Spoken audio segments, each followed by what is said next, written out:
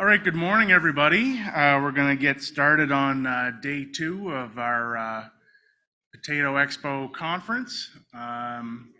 Like to thank you all for coming this morning. And my name is Ryan Barrett. For those that don't know me, I'm the Research and Agronomy Specialist with the PEI Potato Board. And we have another good morning. We have 4 presentations this morning on some very interesting topics. I think should be definitely something for everybody to take home, some take-home messages for everyone.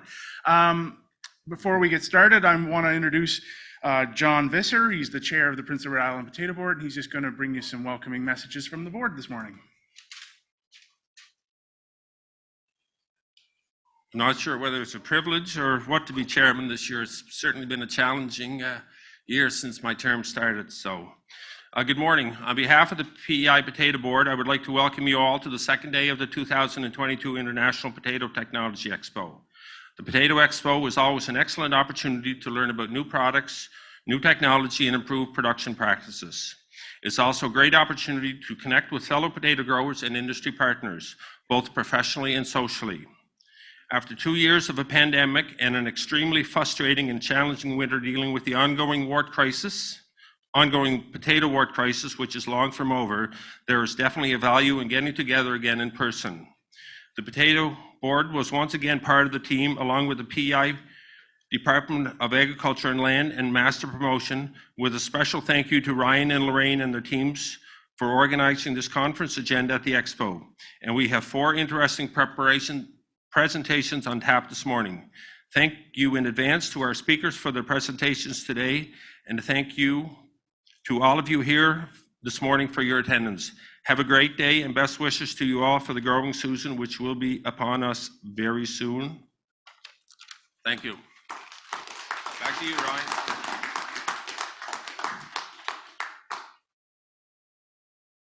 All right.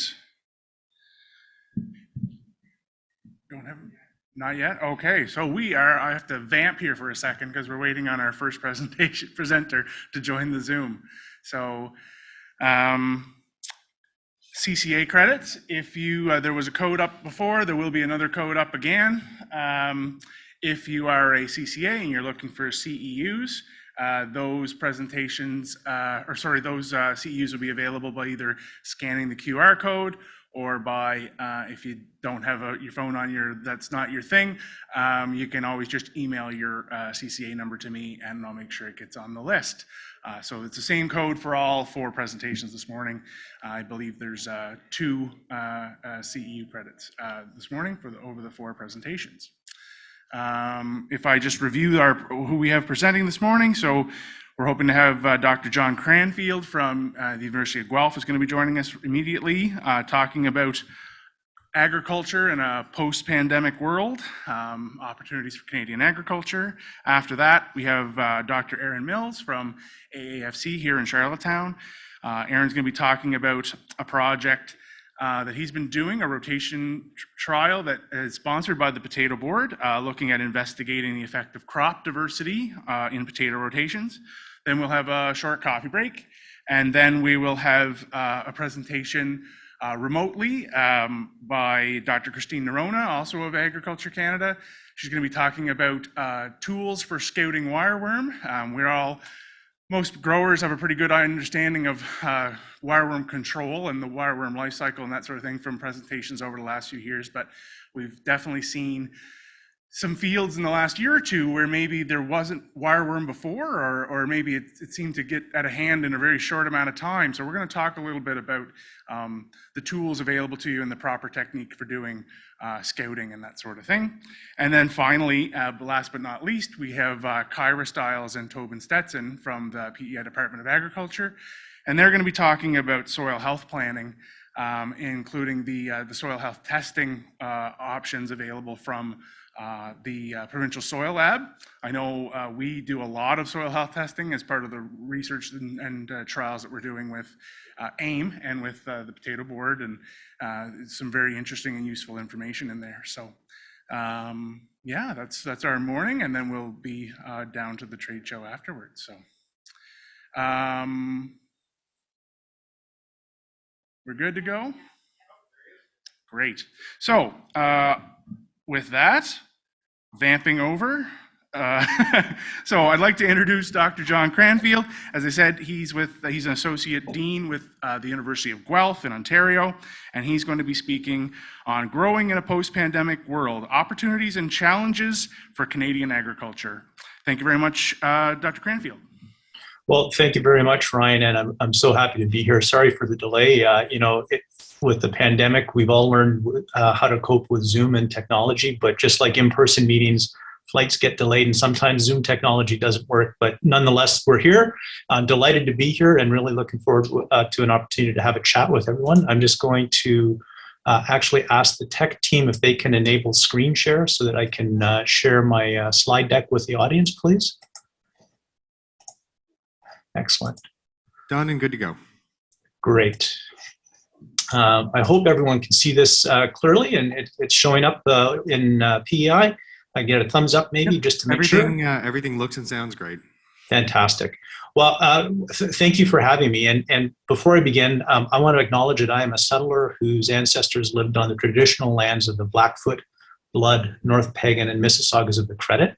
I recognize and acknowledge that I now live and work on the traditional lands of the Mississaugas of the Credit and lands that the Anishinaabe, Haudenosaunee, Lenape-Pewak, and Wendat people have inhabited for centuries. These lands are part of the Dish with One Spoon Treaty, and they continue to be home to diverse communities of First Nation, Inuit, and Métis people. The Dish with One Spoon reminds us that we are all connected through these lands and the sustenance that they provide us through the foods that we eat. My acknowledgement of these lands is my declaration of my commitment to truth and reconciliation with Indigenous people and the lands on which we live, learn, and work. Well, I'm coming to you from the University of Guelph today. I'm delighted to be here. So as I was introduced, I'm going to talk a little bit about some thoughts I've had on challenges and opportunities facing Canadian agriculture in a post-pandemic world. It's going to be a little bit of high level, but hopefully it'll be thought-provoking. Before I begin, just a little bit more about me. So I'm a professor of food and agricultural economics. I'm also an associate dean in the Ontario Agricultural College. I'm not a futurist. I'm not a soothsayer. I'm not a forecaster. I'm just an agricultural economist. My work focuses on the economics of agricultural and food markets, consumer demand for food and food products, innovation in the bioresource and food sectors, and also economic history.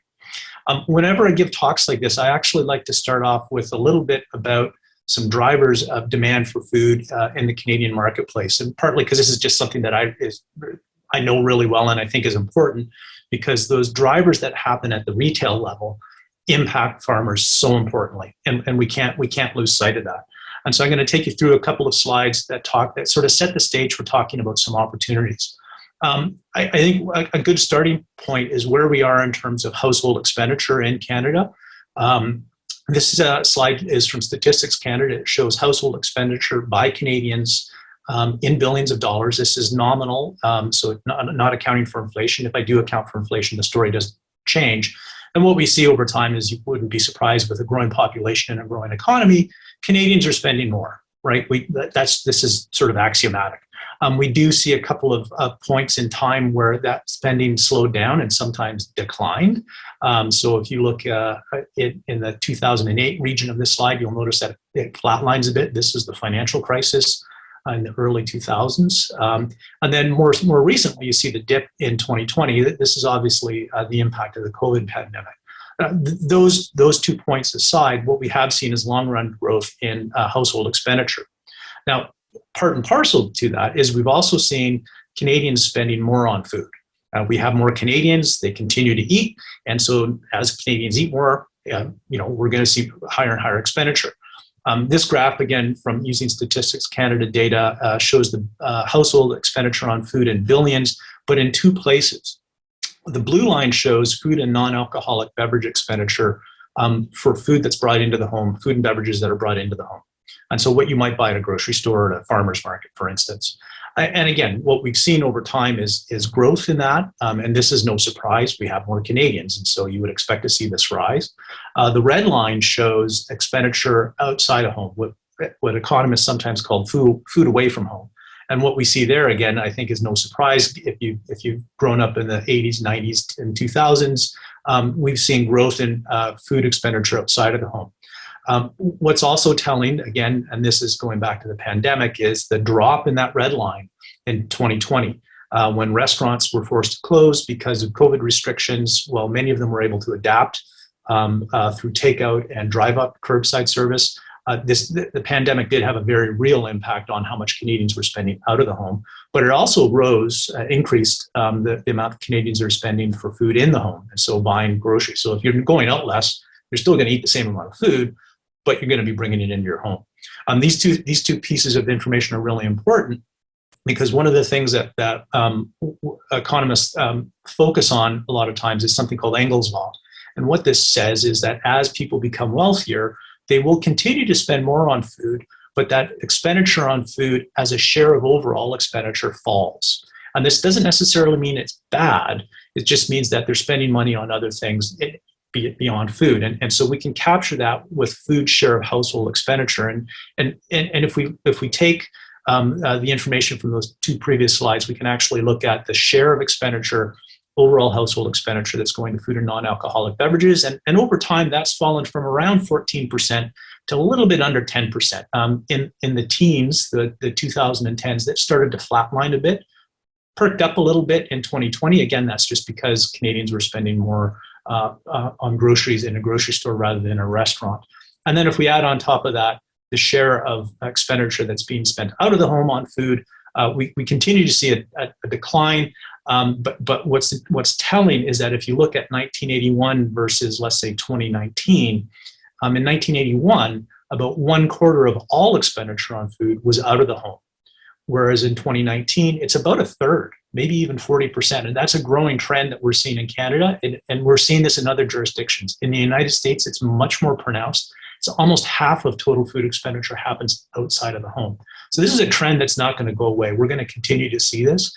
And I think it does present some opportunities for Canadian agriculture in terms of how the food services sector's needs are served by Canadian farmers and the food sector. So expenditure is really important in driving food demand. Another piece of the puzzle from an economics point of view that's important in driving food demand is prices. And you don't have to go very far into a grocery store over the last couple of years to know that there's been some changes happening. And what we're seeing is inflationary pressure on food. So Statistics Canada captures this concept using what's called the Consumer Price Index. And so what they do is they compose a basket of goods that Canadians buy, and then they price that basket of goods and they benchmark it at a point in time. In this particular case, it's benchmarked to 2002. And so any increase in the value of that basket of goods since 2002 is captured as inflation. Now, what we've seen is that the all-item CPI, so that big basket of goods and services that Canadians are buying, the inflation in that has been relatively consistent over the last 40 years, around 2% on average. There's been a couple of blips here and there, but nothing drastic like we saw in the early 70s and the mid-70s. The red line shows the Consumer Price Index for a basket of food goods. So again, Statistics Canada composes this basket. They pick particular goods that they're going to put in that basket, and then they value them at a point in time, and they measure that value and how it's changed over time. And what we see is that the Consumer Price Index for food has generally tracked the all-item CPI up until 2008, 2009. And it was around that time that we started to see some deviations in that Consumer Price Index for food. In particular, before 2009, the average rate of inflation for that food basket was about 2.2%. After 2009, it's now 3.26%. And what is alarming to me is that it's been accelerating, and in particular accelerating in the last couple of years. So we're starting to see more upward pressure on food prices and all prices. And this is concerning because it means that consumers' food dollar maybe doesn't go as far as it once did. And so it starts to bite into their ability to buy the foods that maybe they want to have on their plate. They have to economize, and maybe instead of buying a processed product, they're going to buy an unprocessed product and do that processing for themselves at home. So making meals from scratch, vegetable preparations that aren't necessarily ready to heat and eat, where there's some preparation involved, for example. Within the basket of food, we've also seen some pretty stark changes in inflation over the last few years. If we focus on the 2008 to 2021 time period, We can break out that 3.26% inflation rate for food across different food categories. This includes meat products, marine products, so fish and seafood, dairy and eggs, bakery and cereal goods, fruit preparations, fruits and fruits preparations, vegetable preparations, and other. And what we've seen during this time period is above average inflation, at least in the food basket, for meats, marine, and vegetable preparations, but below average for those other food goods. What's interesting is that when I gave a talk like this about 5 or 6 years ago, that green bar for bakery and cereal goods was well above the average rate of inflation for food goods, a reflection of the fact that cereal prices had been quite high for some time and that there was some upward pressure on that. Meat prices hadn't quite inflated or risen to the extent that they have in recent years. But what we're seeing now is that that upward pressure on a couple of categories is really starting to drive that price inflation for the overall food category. Now that food price inflation, there's a dual-edged sword to this. One is it does hurt consumers. It means that their dollar doesn't go as far. But there's also a trickle-down effect into the food system that maybe some of that expenditure is actually pulling up prices down through the processing sector, the wholesale sector, into the farm sector, and then to the farm input sector. And so that food price inflation can have an impact at the farm level, but in different and varying ways. And Statistics Canada captures this by trying to measure what's called the Farm Product Price Index. So this is a composite measure of the value, the unit value of agricultural commodities sold at the farm gate across country and across different commodities. And what we see is over time is that index has risen from 1997. And there's an upward trajectory with recent pretty significant upticks in 2021, a reflection of the fact that we've got some strong commodity prices in some markets, not all, but some that's driving that. Statistics Canada also captures the cost or the price index for the inputs used in that agricultural production through what's called the Farm Input Price Index. And again, they construct a composite bundle and they measure it at a point in time, and then they measure how that's changed over time. The red line that I've just shown is that Farm Input Price Index. And this is very telling because what we're seeing is that inflationary pressures on farm products has been going up. So it's raising the price of, on balance, agricultural commodities. But this is also happening in the input space. And so the inputs that you're buying are more and more expensive. Now, what I think is alarming to me as an economist, and I know any producer in the audience, you feel this on a daily basis, is that rate of inflation for the inputs is greater than the rate of inflation for the output. So your input mix, the bundle, your chemicals, labor, energy, all of those are getting more expensive and at a rate that's higher than the output that you're selling. What this does is it squeezes your margins, right? So you've got input costs going up faster than your revenues going up. It's going to make those margins a little tighter. And when those margins get a little tighter, you have to start thinking about, okay, well, how do we maintain a level of income that we can live on and that we're comfortable with, and that we've got some progress and feel like we're making some contributions to prosperity by having a really healthy bottom line.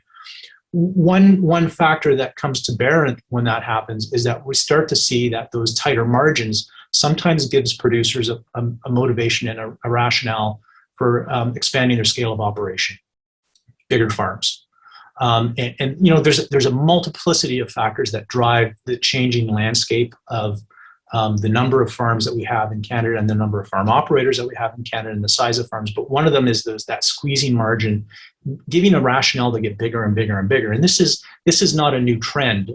Statistics Canada, through the Census of Agriculture, has been tracking this for some time.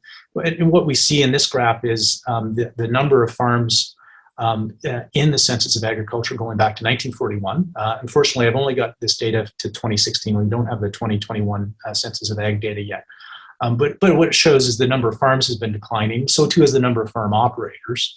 And the average size of farm is going up. Now, I know average size of farm is a bit of a hard thing to conceptualize when you've got livestock enterprises and crop enterprises, and within the mix of plant enterprises, you've got cereal grains, you've got oil seeds, you've got horticultural crops. So it's kind of hard to get a sense of what farm size actually means. But if we just take as a rough barometer of the bigness the agricultural sector.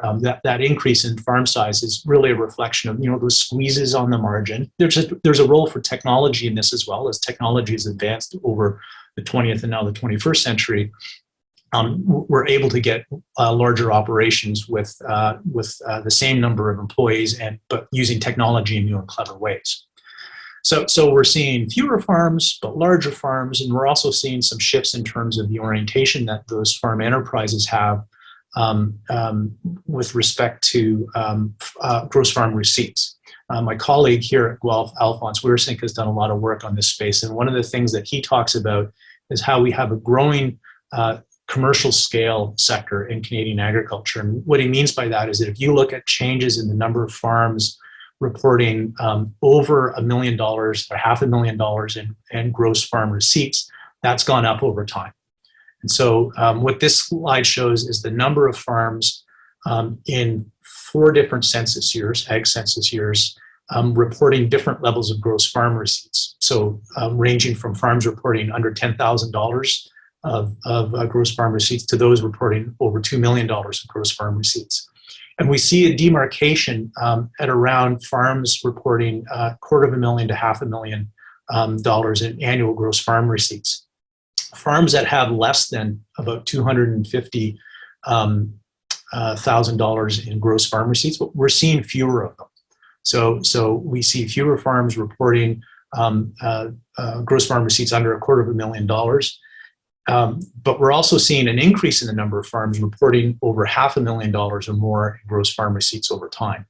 Now, we do need to be careful in how we capture these gross farm receipts. We've not accounted for inflation in this, and so there's some calculus that needs to be taken into account. But this general trend of seeing fewer farms that are reporting smaller amounts of gross farm receipts going down, but more and more farms reporting larger and larger levels of gross farm receipts is a trend that we are seeing in Canadian agriculture. We don't see that going away. I would argue that this poses some great opportunities, and it's because with that scale of operation comes the potential to do some things differently and to do some new things and to take some risks that maybe you can't at a smaller scale. And it reflects a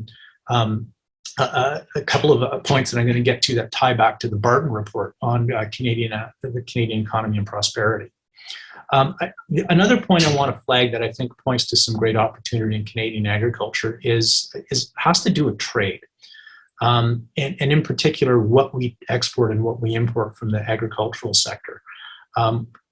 Agricultural economists and economists capture this by looking at the value of exports and the value of imports and looking at the difference between the two, and we call that the balance of trade. This slide shows the dollar value in billions of primary exports from Canadian agriculture and primary imports of Canadian agriculture. So let's think about exports of a particular grade of wheat and imports of that wheat into Canada, and the difference between the two, that primary balance. And what we see is we export far more than we import. The export story is, at least in primary agriculture, is one where we're blessed with a tremendously large country with incredibly fertile resources, with great soil, with access to water, with a climate that is conducive to growing at large scale. And so we produce way more than we can eat. With a population of 37 million people, we have a capacity to produce food that feeds way more than that. And so we naturally export it. But we also import some goods. Some of those goods we also grow in Canada, and there's some interesting narrative around why we're both importing and exporting goods that we grow in Canada. But some of those imports are agricultural commodities that we can't grow here. We can't yet grow bananas in Canada. We can't yet grow coffee in Canada, although I'm sure that there's ways that we can find to use greenhouse technology to do that. So those imports are naturally going to happen over time. But it's that gap between the imports and the export that at the primary level, at the primary agricultural, the raw commodity level, that I think is important. Especially when we look at the value of imports and exports of processed agricultural products and food. And what we see there is that the balance of payments is very narrow. It fluctuates around zero over time. So the gray line shows the value of processed agricultural products and food from Canada. The yellow line shows the imports of those products into Canada. And what we see is that they've tracked each other quite closely. What's been interesting is to see in 2006 the switch where we were importing more than we're exporting. Now, this to me suggests great opportunity. We are exporting a large volume of unprocessed Canadian agricultural commodities, and we're also importing a large volume on a dollar basis of processed food products. And we're exporting a modest amount, compared to what we export on agricultural raw commodities. It's a bit of a different picture. To me, this difference in the balance of payments across primary agriculture and processed food products points to an opportunity around value-added agricultural opportunities in Canada. It's a complicated story, but essentially the narrative is Canada needs to do more to invest in processing capacity in its food sector so that we can take advantage of value-added opportunities at home. So rather than exporting an unprocessed agricultural commodity, we process a value-added commodity into high-value markets where consumers are willing to pay a premium for those products because it is from Canada, and we do have a good brand in that space. The innovation is coming in terms of our ability to do that. It's a story of investment and making sure that we have adequate investment in the food manufacturing sector to make this come true. And this is a point that came through in the Barton report. And if you read the different versions of the Barton report that were published over time, because they rolled out their analysis over time, there's some things that come through that I think are profoundly important for where we are in Canadian agriculture right now. There's a huge untapped potential. They recognize this both for the Canadian economy, but also for the food sector.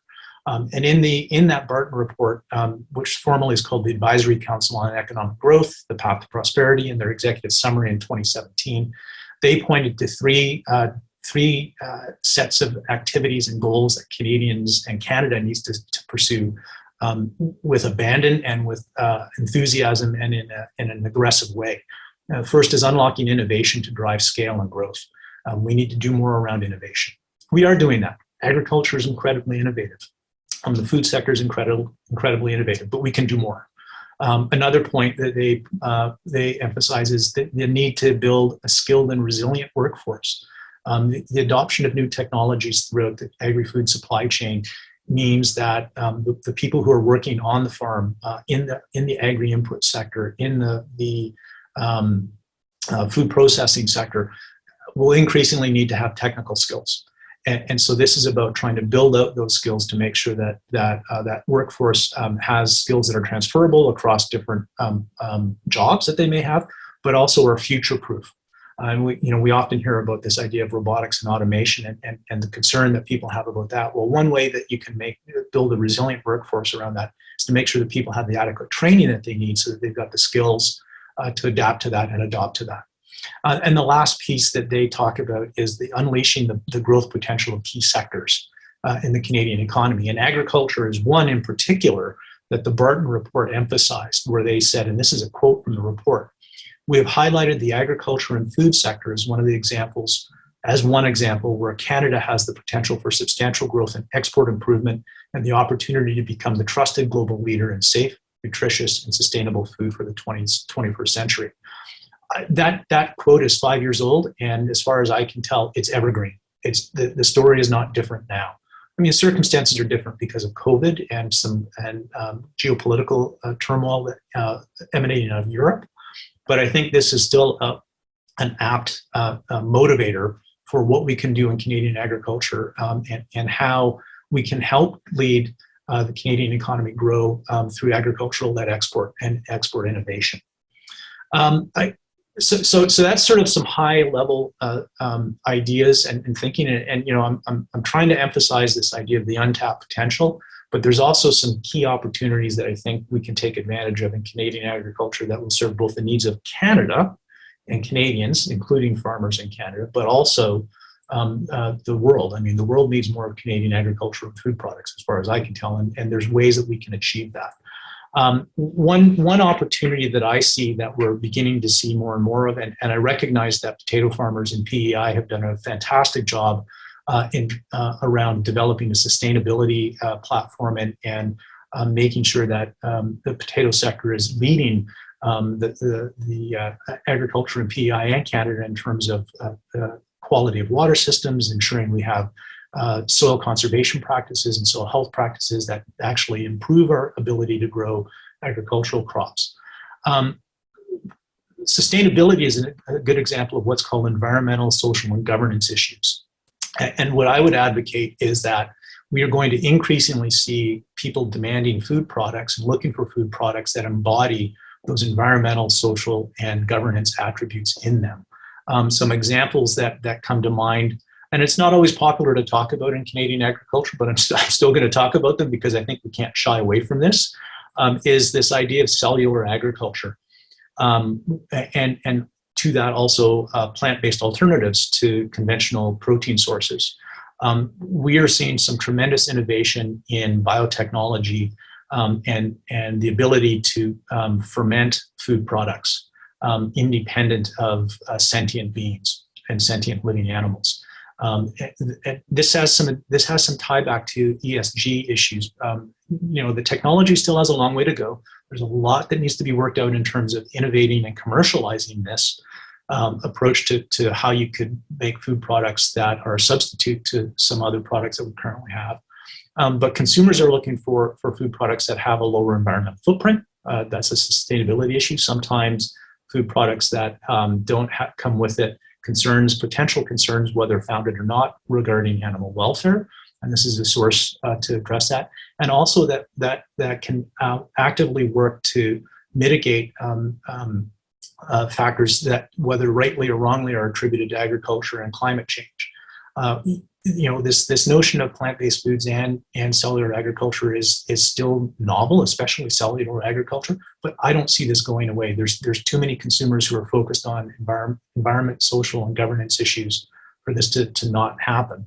And I think some of the proof is in the pudding, certainly on the plant-based side of things, where one of the largest protein companies in Canada, and indeed a significant global player in the protein market globally, Maple Leaf Food, several years ago announced that they were building a $310 million factory for plant-based protein in Indiana. It's frustrating as a Canadian to see that plant go to Indiana. Even though I did my PhD at Purdue in Indiana, I'm still a Canadian kid, and so you don't like to see that capacity exit the sector. They located there probably because Indiana is a significant, it's smack dab in the middle of the Midwest, and so there's a significant source of raw ingredients that they can access, probably at a lower cost. And so it's a decision that, while it's unfortunate for Canada, I think it is a bit of a canary in the coal mine that a significant protein company is recognizing they can sell both livestock-based protein products, but also plant-based protein products. Another piece of the ESG puzzle that we're starting to see a lot of traction, and I'm really excited about what the future might hold. And it's not meant as a threat to conventional agriculture, but vertical farming and what we can do in vertical farming environments. We have a number of people here at Guelph who are working on how you grow foods in enclosed spaces. Now, some of that is driven by how we put people on Mars. And so Mike Dixon here at the university has been working very closely with NASA about how to grow plants in space. And from that, we've also learned a lot about how we can grow plants in enclosed environments and vertical farming systems. And we, certainly here in Ontario, we've seen a tremendous amount of growth around small-scale enterprises being established and then very quickly growing because there is a market for these crops. They tend to be higher value crops, and there's all sorts of technical challenges and issues that you have to overcome, but it's something that I think ties back to ESG. Because the perception of it's a cleaner way of growing. Now, I'm not saying that it is, and there's a lot of work that needs to be done to understand the life cycle of products coming out of those growth facilities, but it's something that we've seen a lot of growth in. The other piece I want to talk about is carbon and agriculture's role in the carbon economy. We have daily conversations here at Guelph, and I'm sure others are having these daily conversations around agriculture as a source of mitigating the impact of climate change.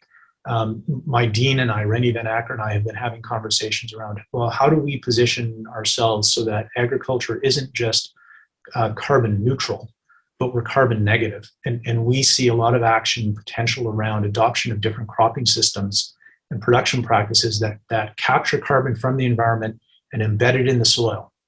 Now, what's important in that, if agriculture is going to play a role in that process, producers have to get paid for it.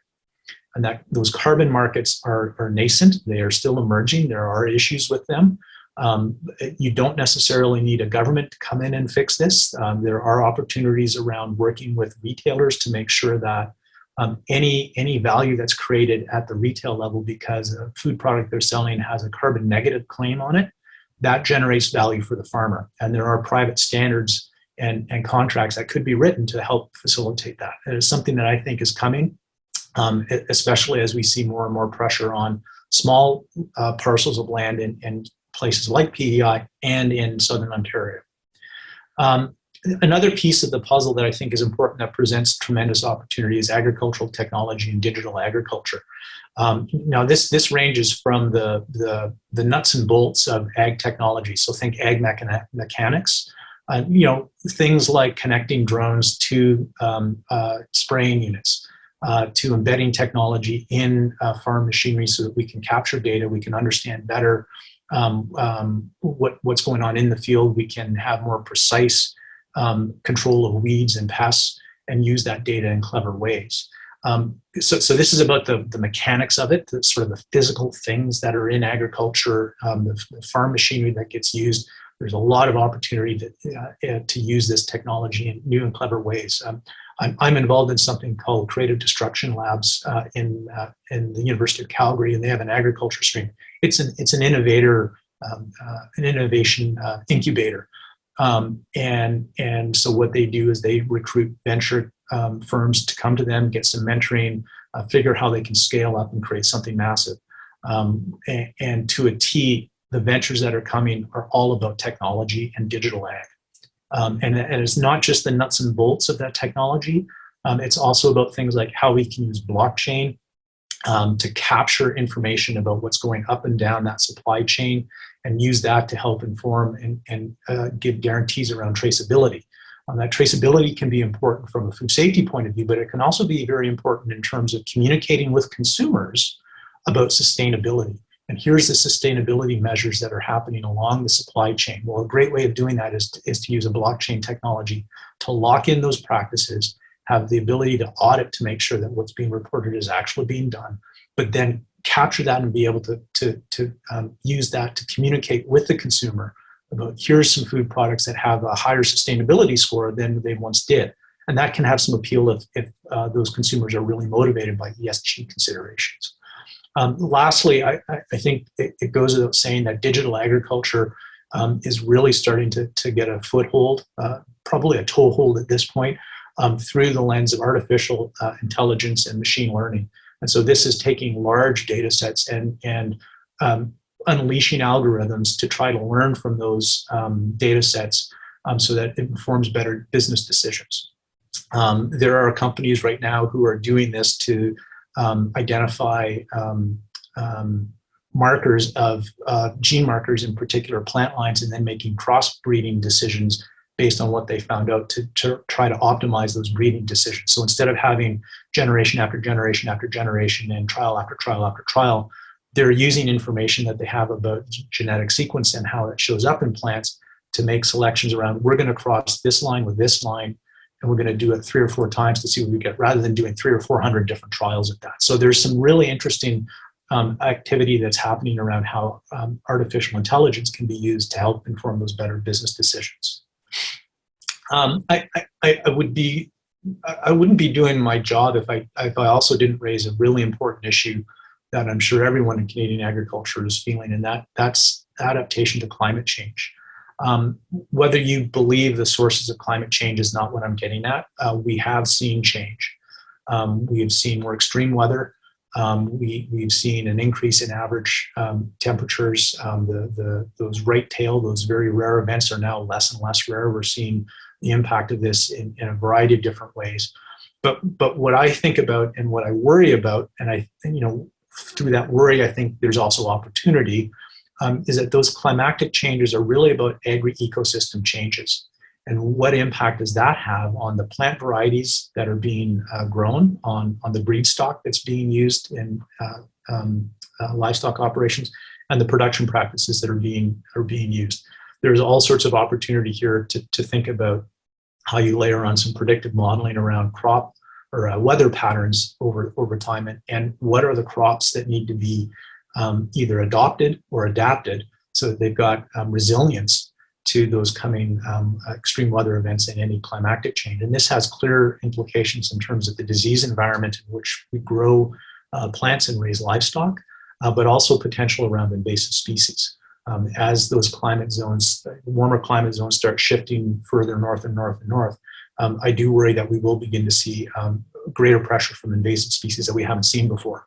You know, I don't want to be a gloom and doom person in this regard, so I do want to point out that these are solvable problems, and it requires innovation and innovation strategies and the right innovation policy, but also investments in those innovations to get them commercialized and get them in the hands of growers.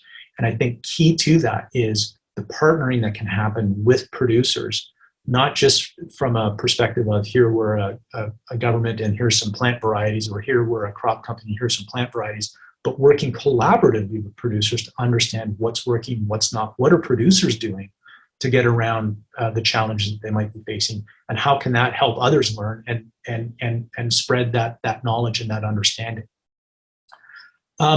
So the opportunities I see, you know, value-added export, especially to emerging economies where you've got a large population that's growing quickly and a lot of wealth. There's opportunities around agricultural technology and digital agriculture. I think tremendous opportunities around agriculture and putting monikers related to environment, social, and governance issues on food products in an authentic way. And also how we adapt to climate change. I think that has some potential to actually create opportunities. But there's also some headwinds. And these are the challenges that we face. And I think one of the challenges that I foreshadowed comes out of the Barton report. And that's the need for investment in not just capacity to manufacture and process food goods, but also in the innovation and commercialization sphere, and making sure that those innovations and commercialization opportunities don't get taken overseas, that they can be Canadian grown success story. Because if you can grow those enterprises in Canada, if they can scale up in Canada, what that does is that creates progress, that creates people hiring a skilled workforce, and that creates wealth, and that creates prosperity. And, you know, ultimately, I think that's what we are looking for as Canadians, is making sure that we are part of a prosperous and healthy country. I think another headwind that we face that is going to, we're starting to see more in the United States, but I think is coming in Canada, and that's infrastructure. You know, our infrastructures are, you know, bridges, roads, ports, seaways, airports. These depreciate over time. We need to make sure that we're investing in them. You know, as we talk about, sometimes rust never sleeps, and you constantly have to be on that. Well, infrastructure is a good example of that. I think there's some headwinds, some potential headwinds around macroeconomic conditions. Productivity is certainly an area where we need to be mindful. In the Canadian food manufacturing sector and in the US food manufacturing sector, we've seen slowdown in productivity over the last couple of decades, and that's concerning. And so what can we do to ensure that we don't take two steps back and go back to where we were in the 1970s?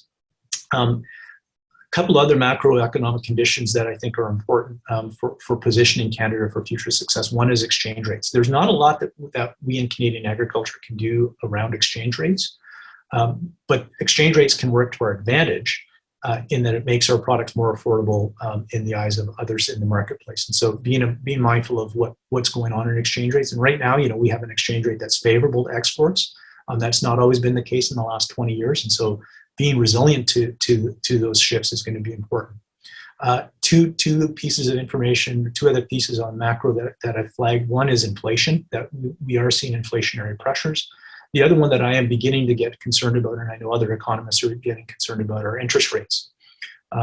We've been blessed over the last 10 years with very modest interest rates compared to what they were in the 70s and the 80s.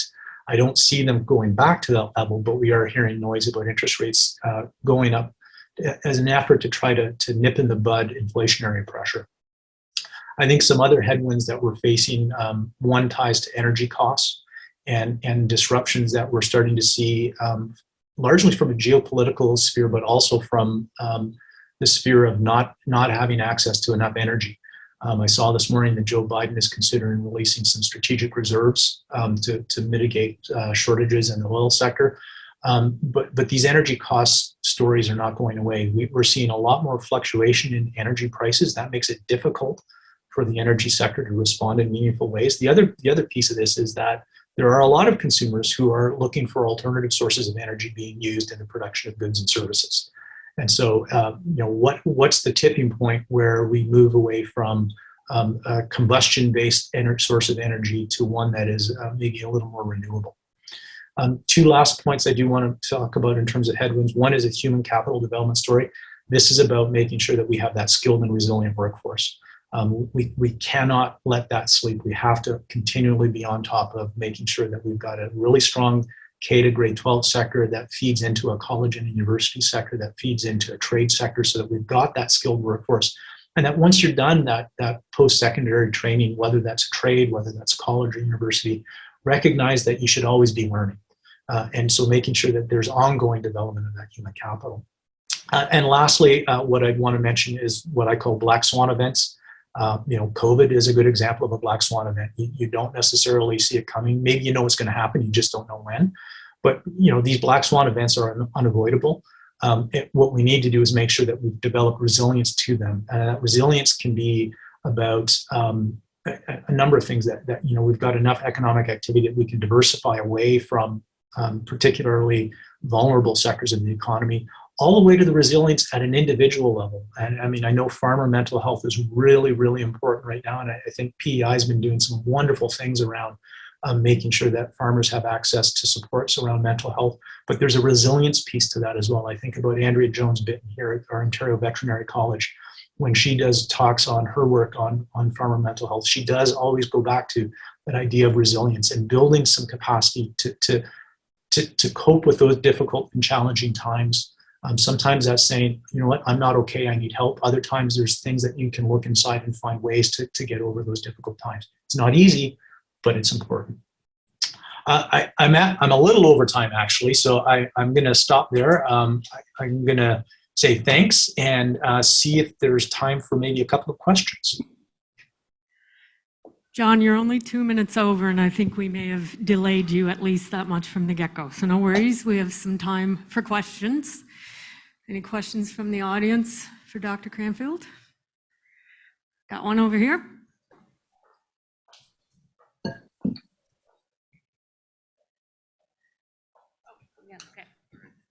Thank you very much for the presentation. The question I have, you talk about the human resources complement, and I think anyone in this room will agree with you.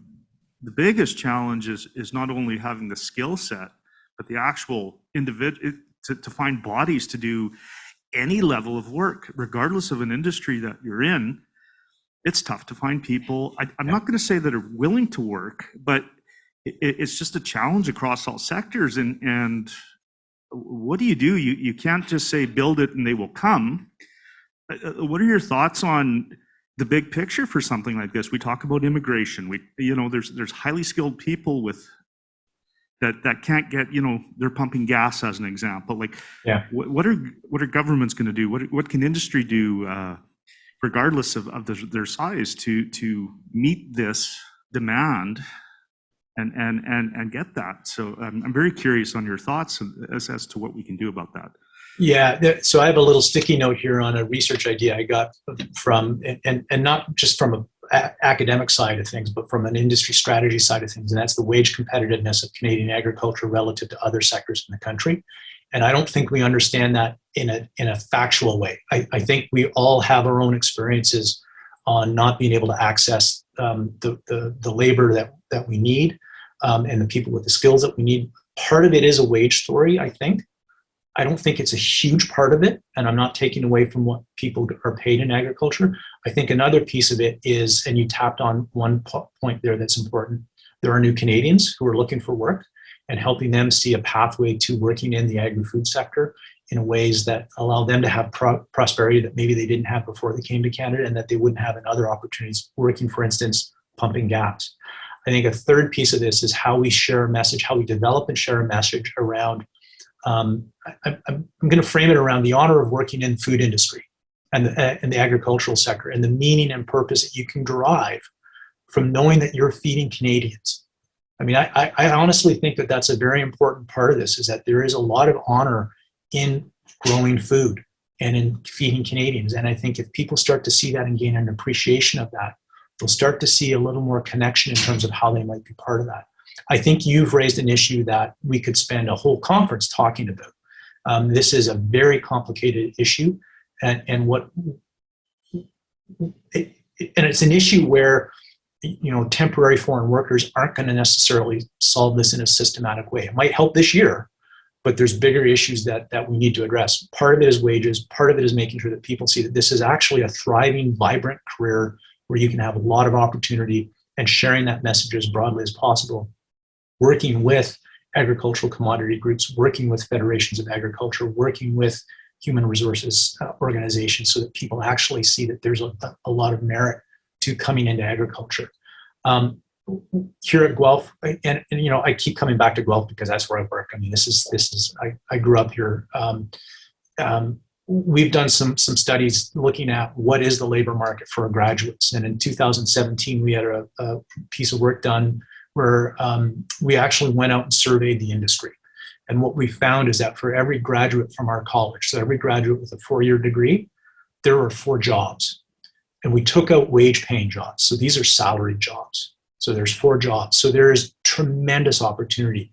It's about getting people aware of it and plugged into that, and raising awareness of those opportunities. And there's really exciting careers in agriculture. Bit of a long-winded answer, sorry, but I'm not quite sure where to go with that, other than to say it's an incredibly important issue.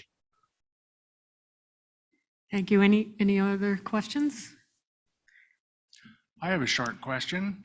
Dr. Cranfield, you mentioned a couple times in your presentation about Canadians more and more want to know where their food comes from, and that it's being grown in an economic or in a sustainable way, environmentally friendly way.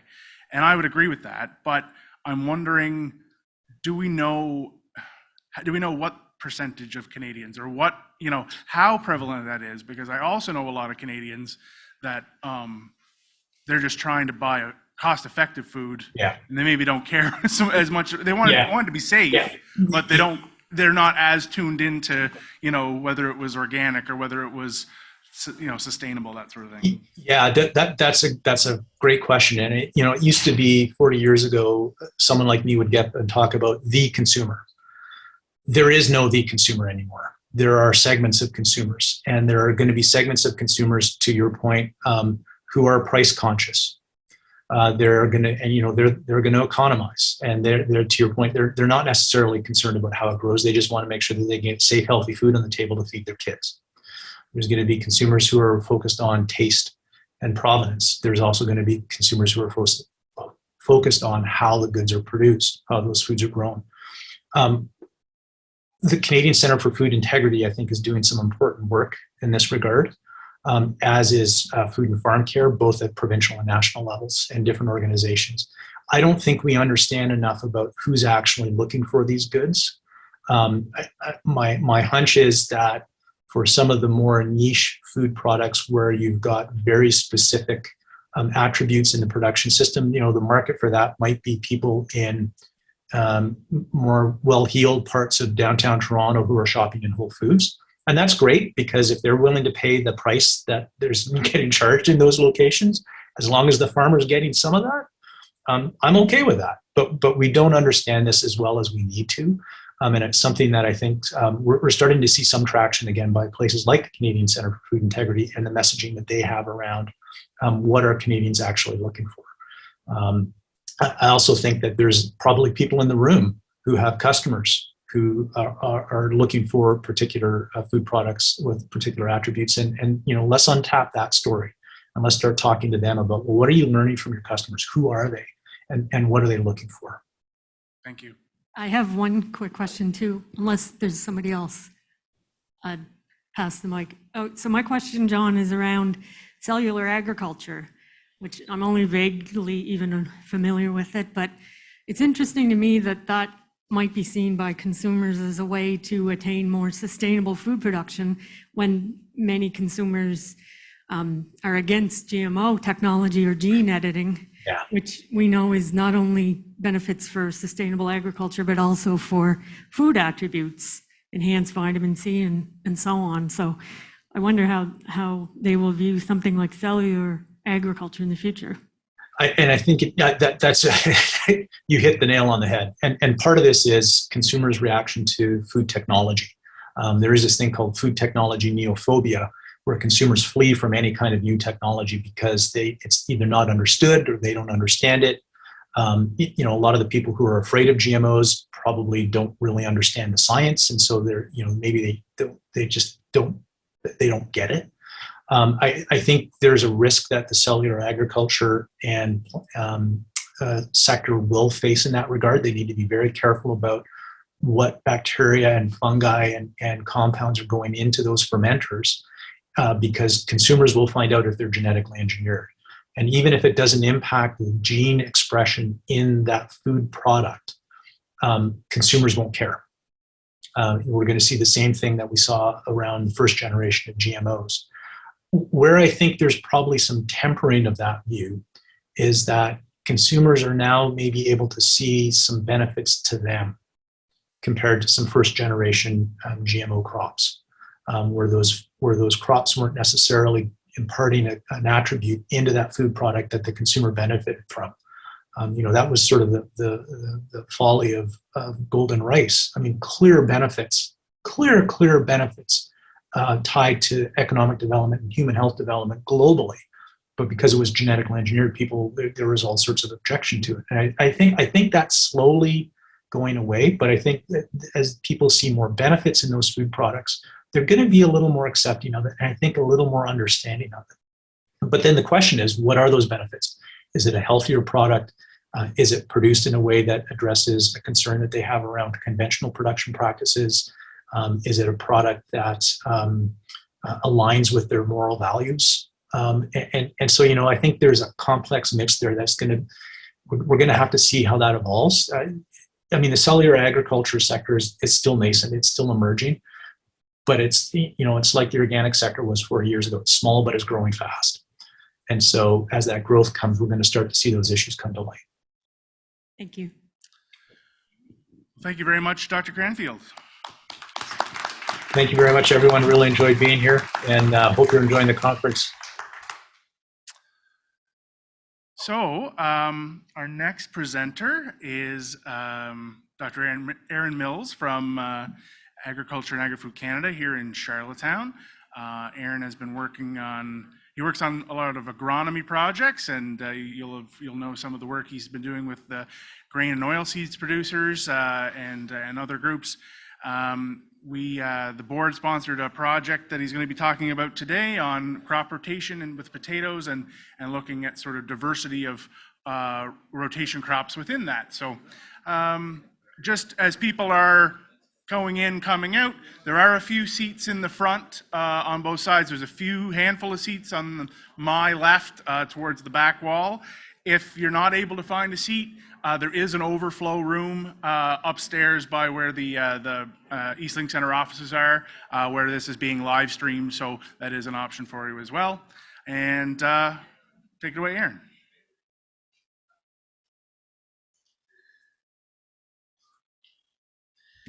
All right, Ryan, thanks a lot.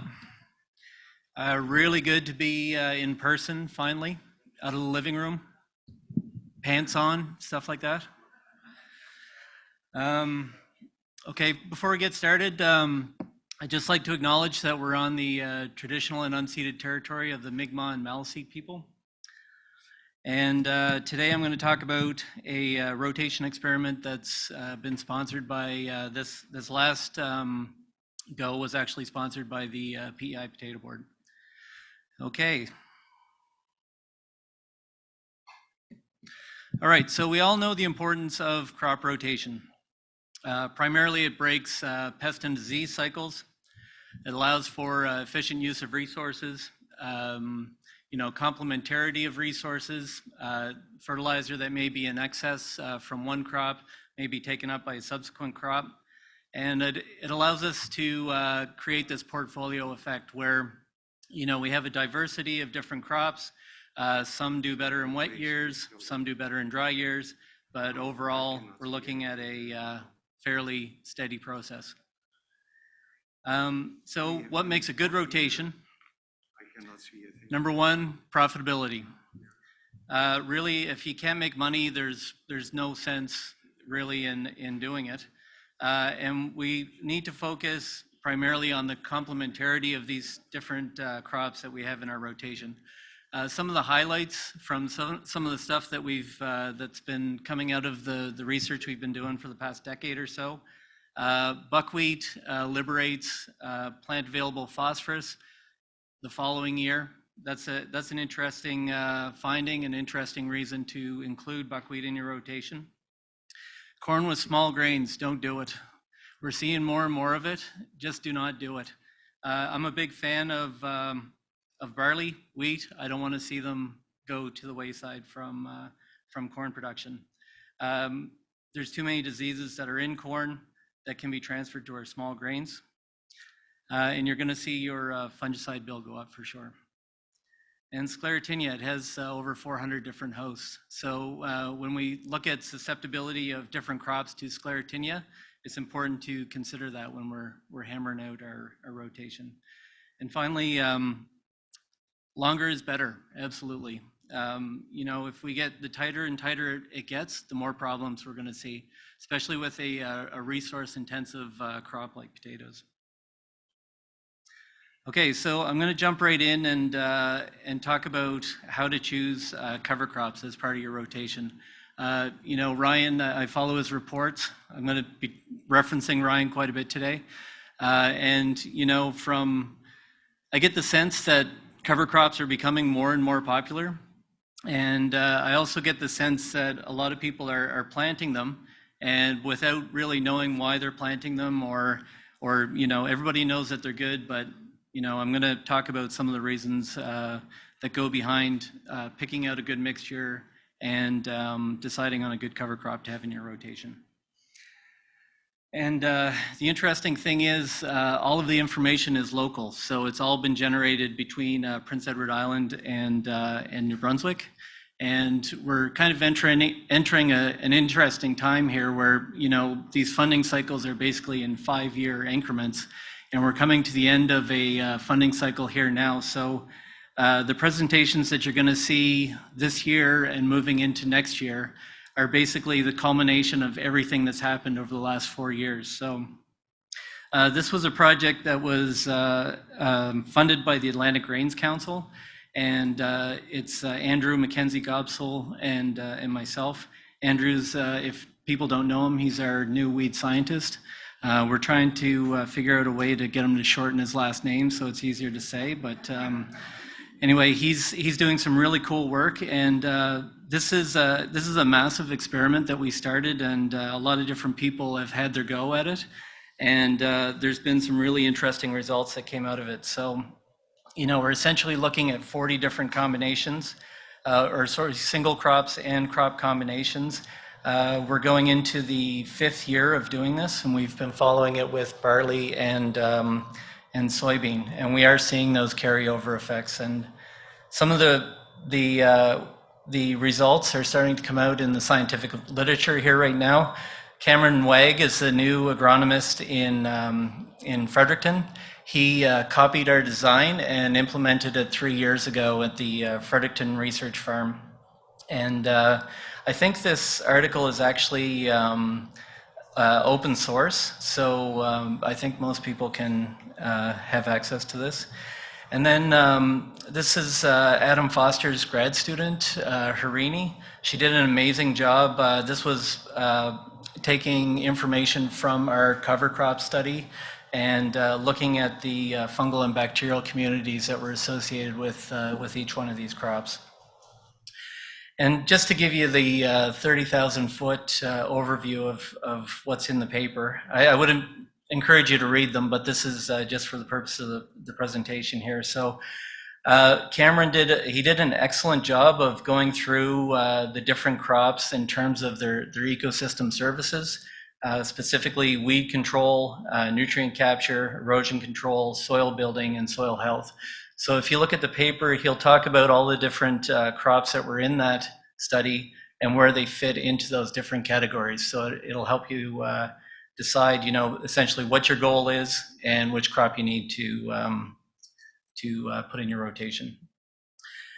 Harini's, she had a really good paper, really interesting results, where she broke down the fungal and bacterial functional groups.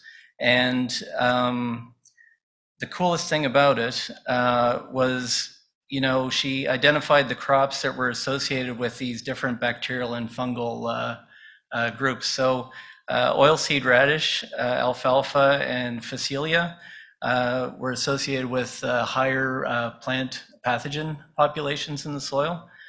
Oilseed radish is a little bit of a different case because it suppresses the bad guys, but it also suppresses the good guys that eat the bad guys. So that's why it's in that category. Buckwheat was associated with microbial communities that were responsible for nutrient cycling and pest control. And I think Christine's going to talk about that a little bit later. And finally, these crops here, sorghum, Sudan grass, and ryegrass, were associated with communities that created a suppressive soil. So these are the organisms that kind of keep all the soil pests at bay.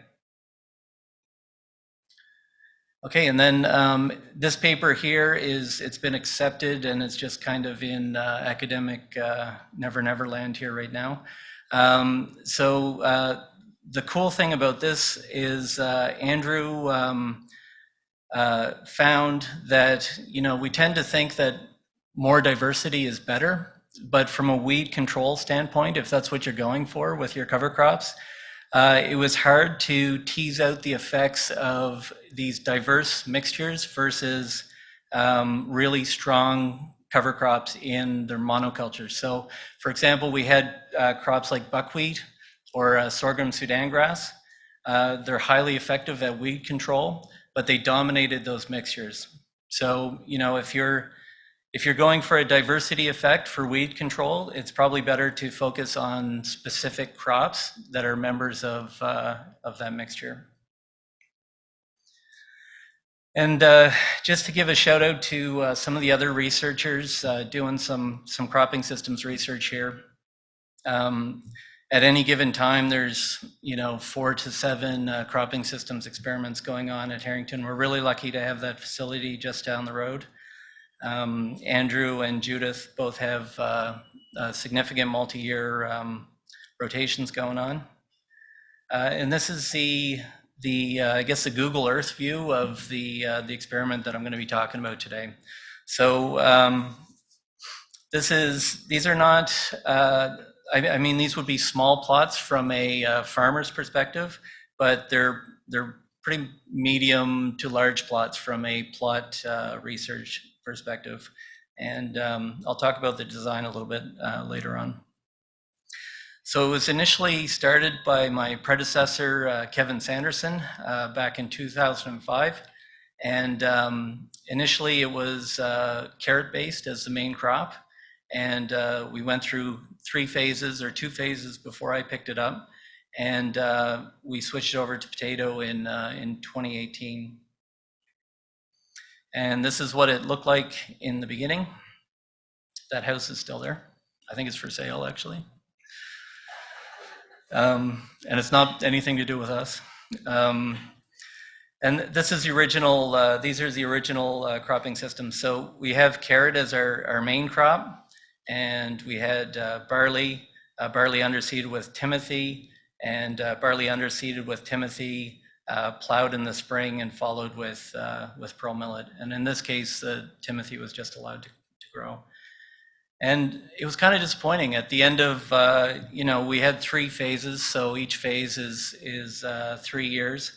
We saw the marketable yield pretty much cut in half, right? So, Kevin, if you asked him, he'd probably say, Well, this is where Aaron took over right here. So, I don't know if it should have went like this, but so we did a deep dive on the data and tried to figure things out.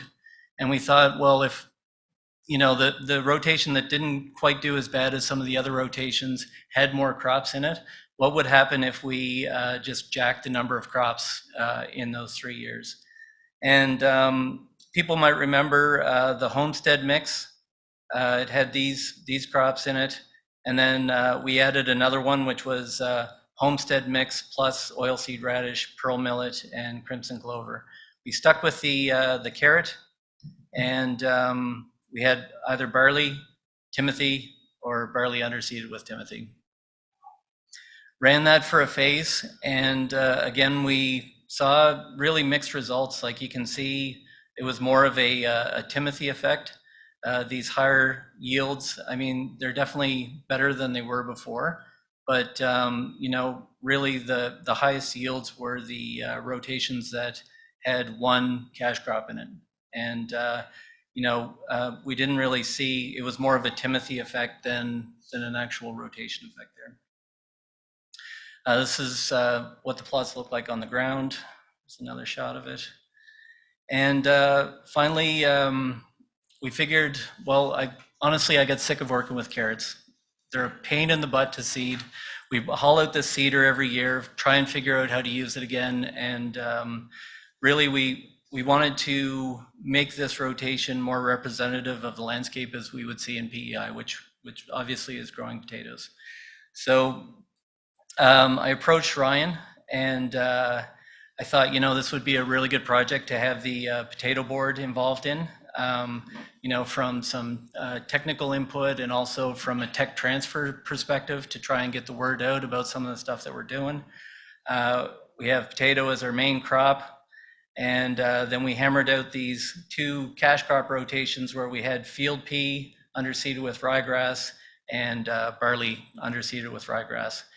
And then we decided to throw in another one that was basically potato only as your cash crop, as once every 3 years you'd have a cash crop. Now we have these 3 rotations, and each one of them has one of these combinations as well. So I'll walk you through in the field once we get to the overview. So we have sorghum Sudan grass and pearl millet is one of the cover crop mixtures. And then we have this commercial mix, which is, pretty much a kitchen sink approach. I think there's at least 20 species, or I forget how many species. There's a lot of species in this. And that's really the more is better approach. And then there's this one here that's our own custom mix. And, we're trying to figure out a name for it. And Ryan said, well, how about Barrett mix? Yeah. He said that. Yeah. So we're just going to call it Barrett mix. And basically, I guess if you buy Ryan a beer later, he might tell you the exact proportions. No, actually, really the main crops. And the cool thing is this falls in line with the stuff that Andrew just published. We have essentially 10 pounds per acre of each one of these major ones. And then I forget exactly what the faba bean, but it's a lower amount. And the mustard, I think it's around 2 or 3 pounds per acre. So basically, we're looking at about 40 pounds per acre total. Okay, so this is the design here, and this is what we call a staggered start or a fully phased cropping systems design. So the cool thing about this is that we have every single rotation phase every single year. So what makes this so powerful is that when we go to analyze the data, after our 4 years, so we have 1 year that's transition, and then we have 3 years where we're measuring the rotations, we're able to drop the year term right out of there. So we all know that year-to-year variability is tremendous. You look at the growing year 2019-2020 versus what happened in 2021, And, if we try to hammer out any recommendations, it's almost impossible because we have one site year and we're just trying to put them all together. So it's kind of a complicated statistical approach, but it gives us a lot more confidence in the data. And we can say that, we are confident that, 9 times out of 10, this is what's going to happen. Okay, so that's why we do this particular approach. So here you can see these are our potato plots. You can even see we dig 2 rows from each plot for our yield measurements. These are, I think this was taken in the fall. So these are our 3 different cover crop mixes. Oh, this is kind of a weird pointer. And then here, this is brown mustard going into the fall. And then I don't know, one of these is the rye following barley and the other one's the rye following peas. I don't know which is which, but you can see that they kind of go right across the design there. So we always try to use certified seed. There was a bit of discussion what we should use for a potato variety. Russet Burbank is, it's essentially the white rat of potato research. So we thought we better go with that. We know that there's better varieties coming out of the pipe, but if there is a problem, then Russet Burbank will probably show us that there's a problem there. We went with Synergy. It's a very high yielding malt barley variety. We had a lot of it around, and we knew lodging wouldn't be an issue, so we went with that. We wanted to keep pea in the picture. Peas had a bit of a roller coaster here the past couple of years. As greenhouse gas mitigation, carbon storage, all of that starts to come into play, we're not going to want to forget what we learned from peas and how important pulses can be in the rotation. I'm still a fan of peas. I think we have to keep growing them in one capacity or another, but they're definitely not for everybody. We went with Mancan buckwheat. It's pretty much the only one. Centennial, Lemtol. This is really the only common seed that we used in the whole study, and that's just mainly a supply issue. Here's a shot. This is actually 2021 growing season. You can see that nice short Synergy barley growing there. And I think this is the proprietary blend in the foreground. And today I'm just going to focus on the agronomy and the nematodes. We also did vert testing for 2 years, but I forget, it was $7 a sample or something like that, Ryan, and we got zeros right across the board. So vert was not an issue in any of the plots, and we couldn't really justify the expense of measuring it year after year.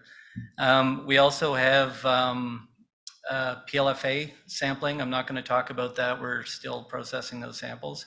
And the soil nutrients, I'm not going to talk about them either. That's more of a big picture type thing that we're going to look at later on. Okay, nematodes. So I'm here today to tell you that nematodes are not all bad. So we sampled these once a year in the middle of the growing season, identified them to family and trophic group, and then we conducted what's called a faunal analysis, and I'm going to talk about that in a little bit. So not all nematodes are bad. They have their roles. We have plant feeders, fungal feeders, we have bacterial feeders, and predators. When we look at just the plant feeders, so this is the total percentage of our nematode, like everything that we've counted. And you can see that I just took an Excel training course on how to make these charts. Aren't these charts nice? I just took that this week. So you can see, like, this is 50%. So half of the nematode community are plant feeders, but really that's exactly it. It's only half of the story. So we're leaving a significant portion of the story on the table by just focusing on the plant feeding nematodes. But the interesting thing here is if you notice, and throughout I've coded this barley-based rotation.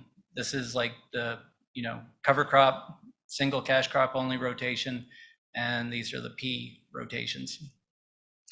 The interesting thing is, if you notice the one rotation with the sorghum Sudan grass and pearl millet has the lowest proportion of plant feeders in every single rotation. Whereas the other two are pretty much the same all the way through. So that's total plant feeders. And these are the bad guys that everybody wants to beat up on. These are our most common and I guess most economically important plant feeding nematodes.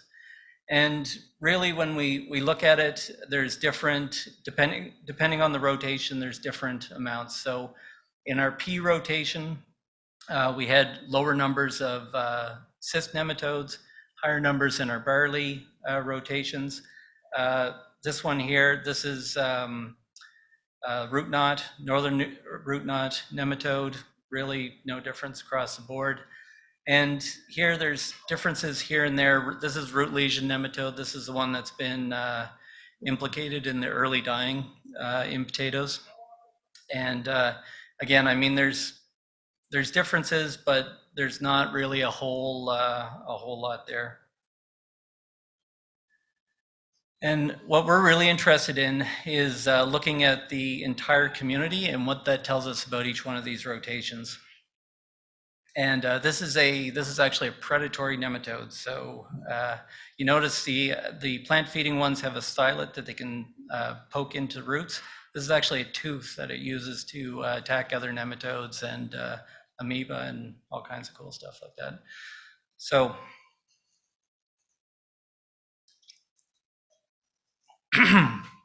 so nematodes as a bioindicator, this was actually this guy here back in 2006.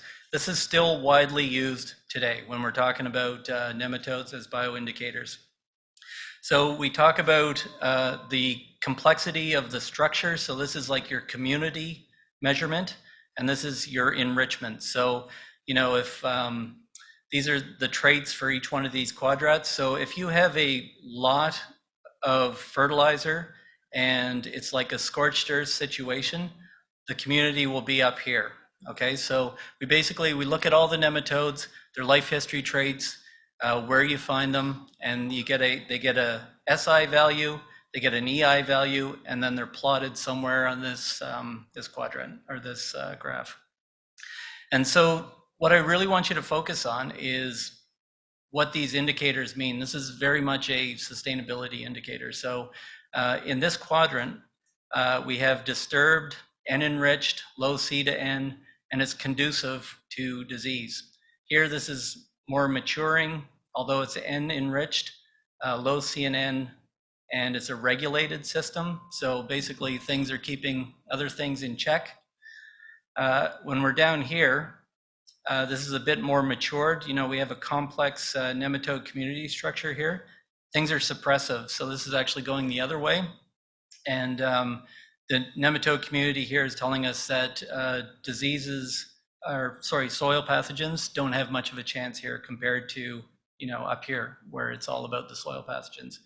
And then here is low structure, low fertility. This is the worst place to be. Okay, so when we plug in the different rotations through the different years, I mean, we're getting year-to-year variability. But to see most of the rotations over here is very encouraging. So this tells us that these are sustainable rotations, very much. They have high structure and they have an intermediate level of enrichment. So this here, this 2021, there's a lot of rain, a lot of things moving, a lot of stuff happening, and the community was basically flourishing there, right? So, but we're not seeing a huge difference from the 2 drought years that we had the years before. This is just in the barley rotation. Same thing with the buckwheat and brown mustard, and same thing with the pea. So this is when we're looking at now, mind you, it's not something that everybody can do. We have Christian's here. There he is right there. It's the guy on the microscope. He basically that's a man that knows his nematodes. And you need a highly trained person to be able to hammer things out like this. But this is extremely valuable information for us from a sustainability metric standpoint. And just to put things in perspective, this is a previous study that we did 2014 to 2016. And we're looking at barley red clover, barley timothy, or buckwheat treated 3 different ways. And, we go from here to here the next year, which is slightly better, but not much, to back to really poor conditions. Okay, so anyway, that's just one of the tools that we can use to tell us, where basically the nematodes are telling us that we're on the right track with these rotations. And nematodes are our friends. Please don't biofumigate me. All right, so now here's the money slides. And this is actually Kyle Jewell's combine, and he was the winner of our yen contest this past year. He achieved over 4 tons to the acre of winter wheat. So his combine picture makes into the potato presentation. All right, so here are our slides here's our slide for the pea and barley yields. These are not, I have to say, these are not like boss level management type things. We really went middle of the road management on these. We could easily hit 2 tons with both of these crops, but this is fairly average. This is fairly average yield for both the peas and the barley. And 1.2 is 1.2. When we look at our potato yield in 100 weights, actually no statistical difference between any of these. So, you can see within this group, there's actually the highest and one of the lowest, and I guess there's a low one over there. But these are,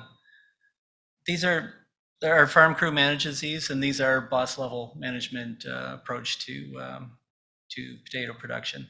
So these are respectable yields for sure. And when we try to build in our cost of production, and mind you, this is like, I'm a biologist, so this is biology math. So, feel free to call me on any of these. Just don't come down and slap me. I don't know if my ego can handle that. But if these numbers don't add up, then for sure say, but this is just to give you an idea of what's going on. We were anywhere from 50 cents to $1 per pound for the cover crops. And we figured that, if you're spending a bit more on seed, you might back off a little bit on the fertilizer. So just to make things easy on the calculation, we figured about $80 per acre for the cover crops. The fertility is based on the current $1,100 for anything scenario, okay? Pea and barley, the pea costs are a little bit higher for the seed. The input costs are a little bit higher. The fertility is lower. With the barley, the seed costs are lower, but the fertility is higher. And the potato, this is straight from the potato board's cost of production. I'm not sure exactly what goes into that, but everything. Okay, the whole thing is involved in that. And when we go for market value, Willie's telling me peas will be $325 off the field. Barley is sitting at $330, $340 right now, and potatoes, that price came from Ryan as well. And cover crops, they're priceless. Of course, they're priceless. So when we build everything into our net returns, we've got, these are our barley-based rotations. These are buckwheat brown mustard based rotations, and these are our pea-based rotations. We just kind of go through. Obviously, we're making money on our pea year, making money on our barley year. We're losing money on our buckwheat brown mustard. That's totally just a plow down crop. This is our net returns on potato, taking away the cost of production. And this is what we have on our totals. And just to make a fancy graph from my new course, show everybody how this shakes out. Really, in terms of, there's not a whole lot of difference right across here. The most interesting thing is this guy here. This rotation here, it's running with the big dogs, and there's only one money-making year for those rotations. I mean, so we have the buckwheat, brown mustard, Barrett's famous mix, and then potatoes. I mean, it's separated. The yields were that much higher that it could compete with these other ones where we did have money coming in from the crops in between. And is this good? I don't know. Like, is $600 an acre a year good? Is $500 an acre a year good? I honestly don't know. So just putting it all out there.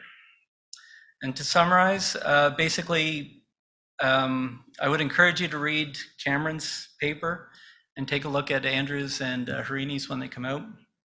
And Ryan's a great resource now. Obviously, he's he knows how to design a cover crop mix.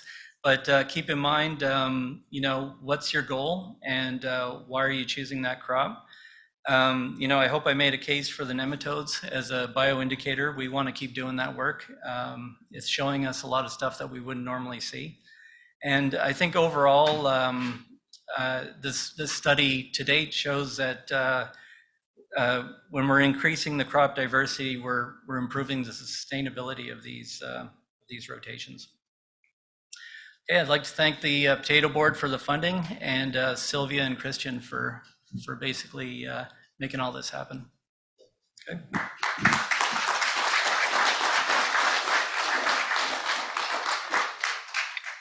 Thanks very much, Aaron. We have time for a few questions before coffee break. Anyone would like to ask some questions about this interesting research in potato production? Just wondering, I think you mentioned something about soil health, but Yep. question we often get is like, which cover crop is going to do the best for putting organic matter, health back into the soil? And is that a component of that research? Yeah, so soil health is, we're still trying to figure out what's the best thing to measure for soil health. I mean, organic matter obviously is been the standard measurement, but it takes so long to build organic matter, and to realize those returns, I think it'd be a long time before we actually, I think that water holding capacity is probably one of the best soil health metrics. I mean, you get bacteria and fungi and everything like that. They're glomming together the soil. Aggregate stability increases, and water holding capacity tends to increase when you have those factors. So I think that if you want to just build organic matter, I mean, we could look at corn. You could grow corn, and organic matter probably is going to go up if we're growing corn. The soil health thing, I don't think we have an answer for that right now. It's just, there's a lot of different aspects, but I think honestly, anything to improve water holding capacity is going to improve your soil. Yeah. And I didn't say it, but I think, Ryan, would those be regenerative agriculture rotations? Yeah, would they? Okay. By whose definition? Okay, yeah. Well, Everything had a cover. Exactly, So yeah. and sometimes when it comes to soil health and building organic matter and stuff, it's less about what crop and just about reducing tillage and reducing soil disturbance and stuff. So, and having as many covers as possible. Yeah. I mean, the stuff we're doing through living labs and some of the other things doesn't individual crops, they're like in terms of ranking them, doesn't seem to be that much difference. But the fact that you have a cover, or the fact that you have something that's green longer, that's what makes the difference. So the more something's green versus dead, I think Yeah. is much more important than which specific crop. Yeah. Okay. Also, good segue, I guess, Margaret's question about soil health and your comments and soil health indicators after the break. Kyra and Tobin are going to Yeah. talk to us about soil health tests and discuss some of those indicators. Yep. Any other questions? Oh, right up here.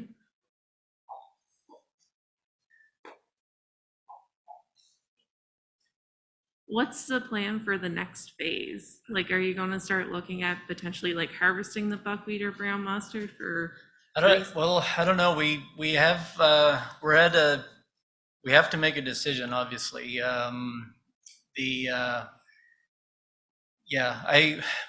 It's for the trouble with this type of experiment is, every year people are looking for results, but we can't, those results aren't true until the end of 3 years. We're in a interesting spot where we don't need to have a phased in year. So if we could actually do the same thing for another rotation, that would be what I would prefer rather than mixing things up again. But yeah. I had my preference. Yeah. And then we'll talk about it some more. Yep. I really like to look at.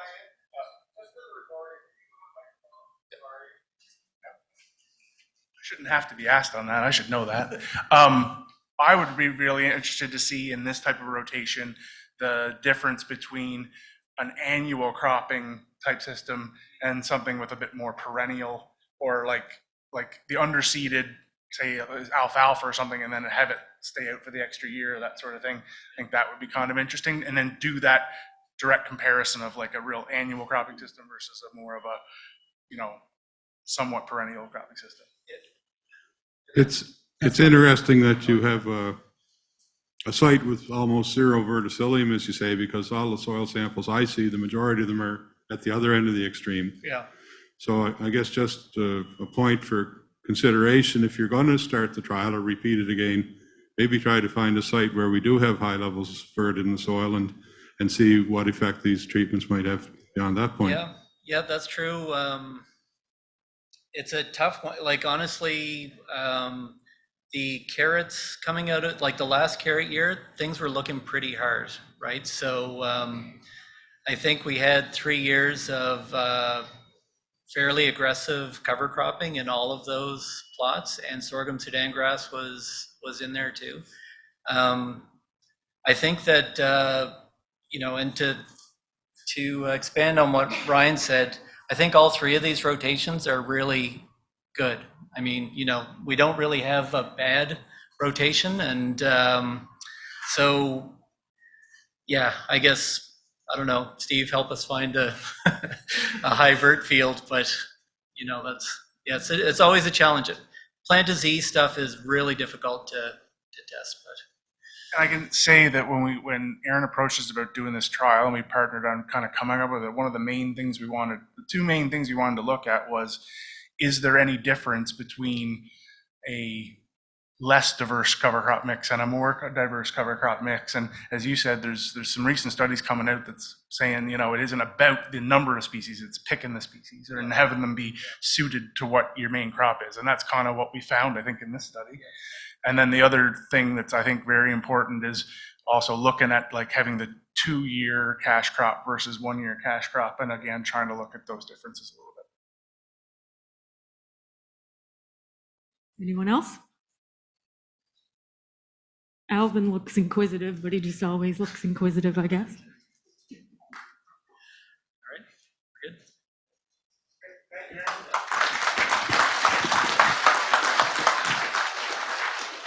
So thank you very much. We're going to take a break and we're going to reconvene at 11. So, all right, folks, I guess we're going to get people organized and back to their seats. So just a reminder, if you haven't already, you can scan the QR code or email me if you're collecting CEUs for certified crop advisors. So please feel free to do so. We have 2 sessions here to wrap up the morning. At the end of the session, there will be a little ceremony, or a little ceremony is probably a big word. There's going to be a little presentation and signing of a new memorandum of understanding with for the 4R program with partners here in PEI and Fertilizer Canada. So if you're interested in sticking around for that, you're invited to do so. And we'll be finished up after that. So our first speaker after the break, it'd be no stranger to most of you, but she's unfortunately joining us remotely from British Columbia today because she's in demand, of course, and speaking to some other folks on wireworms. So Dr. Christine Noronha is joining us. She's a research entomologist with Agriculture and Agri-Food Canada here in Charlottetown and does a lot of work on wireworms. And today, specifically, she's going to be talking about scouting for wireworms. So take it away, Christine. Thank you, Ryan. It's kind of strange to be sitting on the West Coast speaking with people from PEI on the East Coast. Anyway, I'm going to share my screen. Can you see it?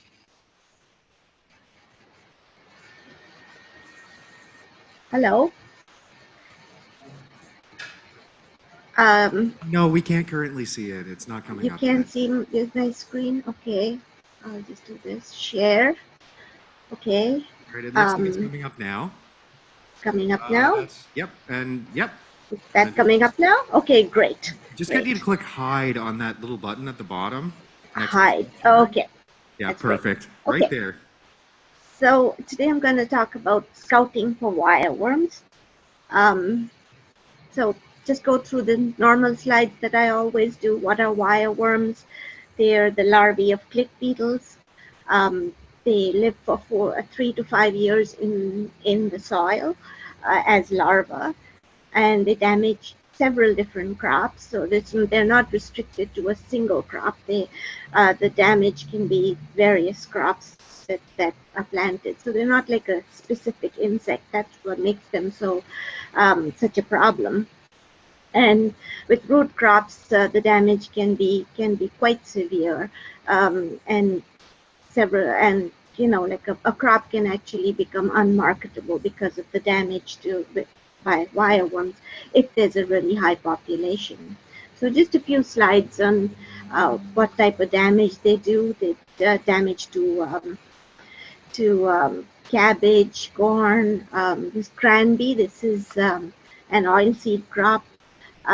Carrots, onions, rutabagas, potatoes, strawberries, you name it. They feed on a wide variety of crops.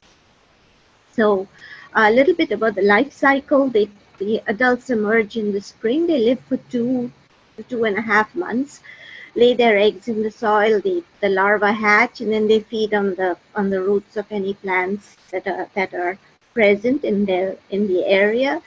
And they'll keep growing, and in the fall they feed on the root crops. But unlike most other insects that will actually pupate and become adults, these ones don't. They will go deep down into the soil profile to spend the winter, and then they come back up again. And they keep doing this for 3 to 5 years, and that's what makes them such a big issue and a problem in fields, because once eggs are laid, the larvae are going to be there for 3 to 5 years, and usually adults come out and they'll lay more eggs in that area. So 3 to 5 years later, they will pupate, and then they'll come out as adults, and those adults will go searching for preferential sites that they like to lay their eggs in, and they'll lay their eggs in the field. So where do they prefer to lay their eggs? So we know that undisturbed fields are really where the population grows pretty fast. That's like a sod field that's been in sod for many years, so hasn't been disturbed. Those are the areas that they like. They do go into crop fields too. They lay their eggs there because the larvae have food to eat, right? It's mainly about giving the larva food to eat. Pasture fields, populations can grow quite fast in pasture fields. And then we also find that they lay eggs in bare soil, but it's not a preferred place for them, but if they don't have a choice, they will lay eggs in bare soil too. However, survival can be compromised if they are laying their eggs in bare soil. So really, one one of the one of the main aspects that you have to look at is to not grow a crop in a very long-term sod or hay field.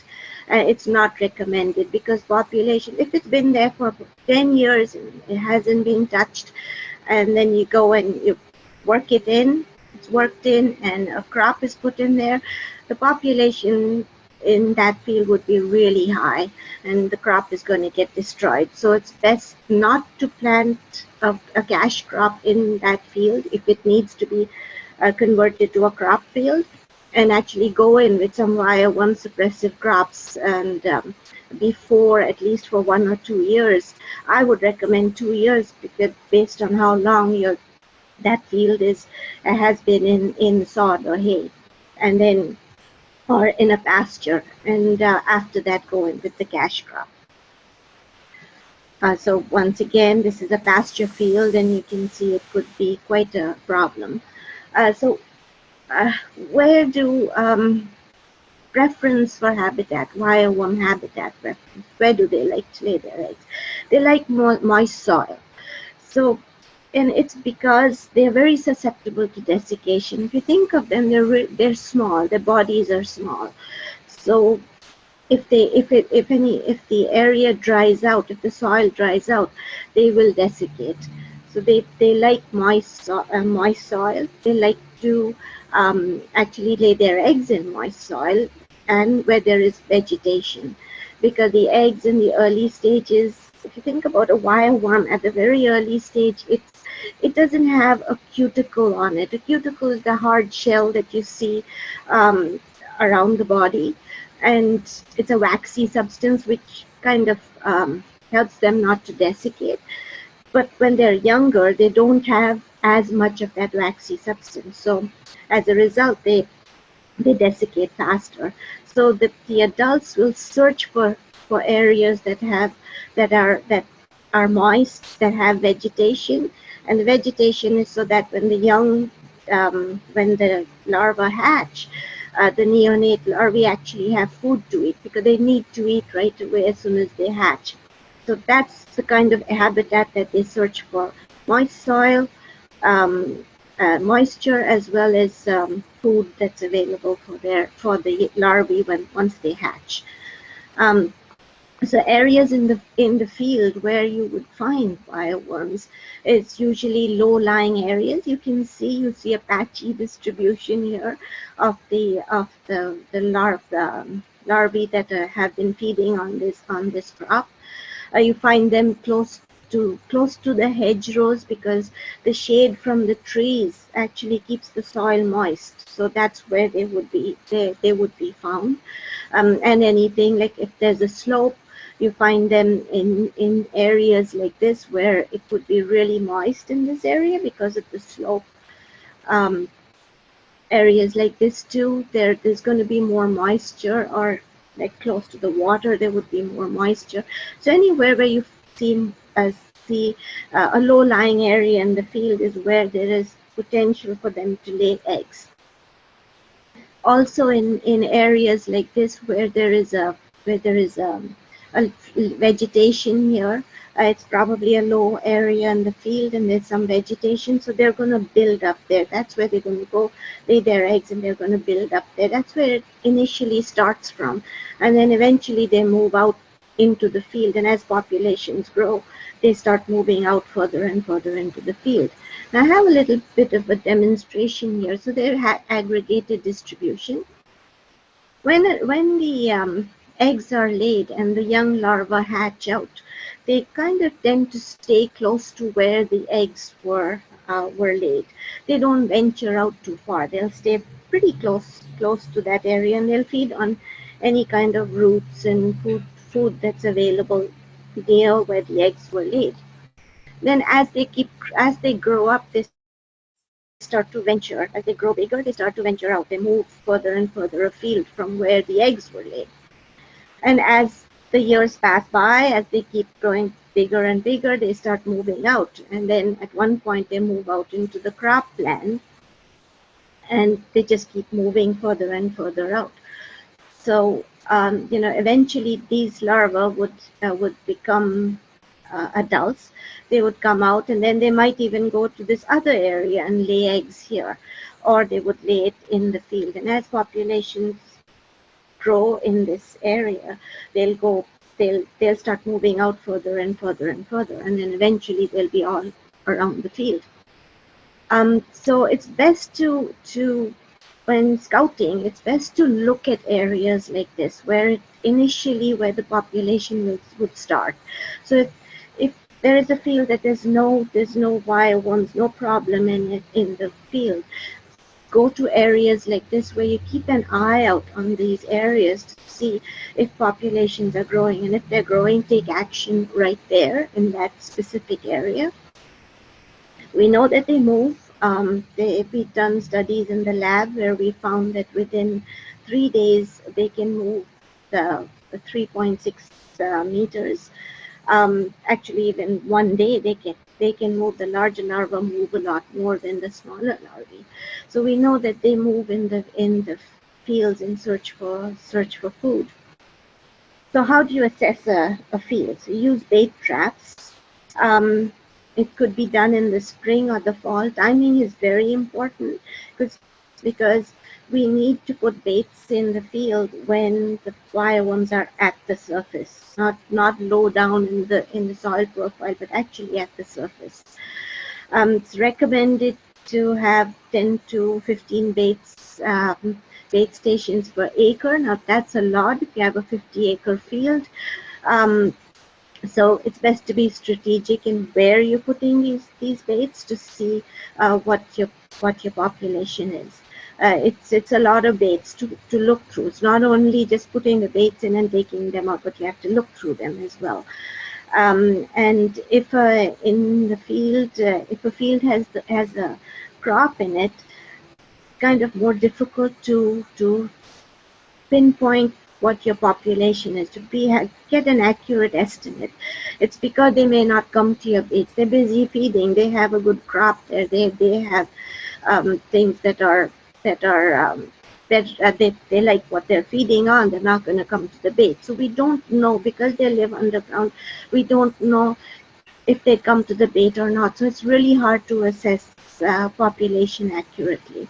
There are many different types of baits that can go in. We have this wheat bait where you take a pot, you put vermiculite in it, and in between you have wheat seeds or barley seeds.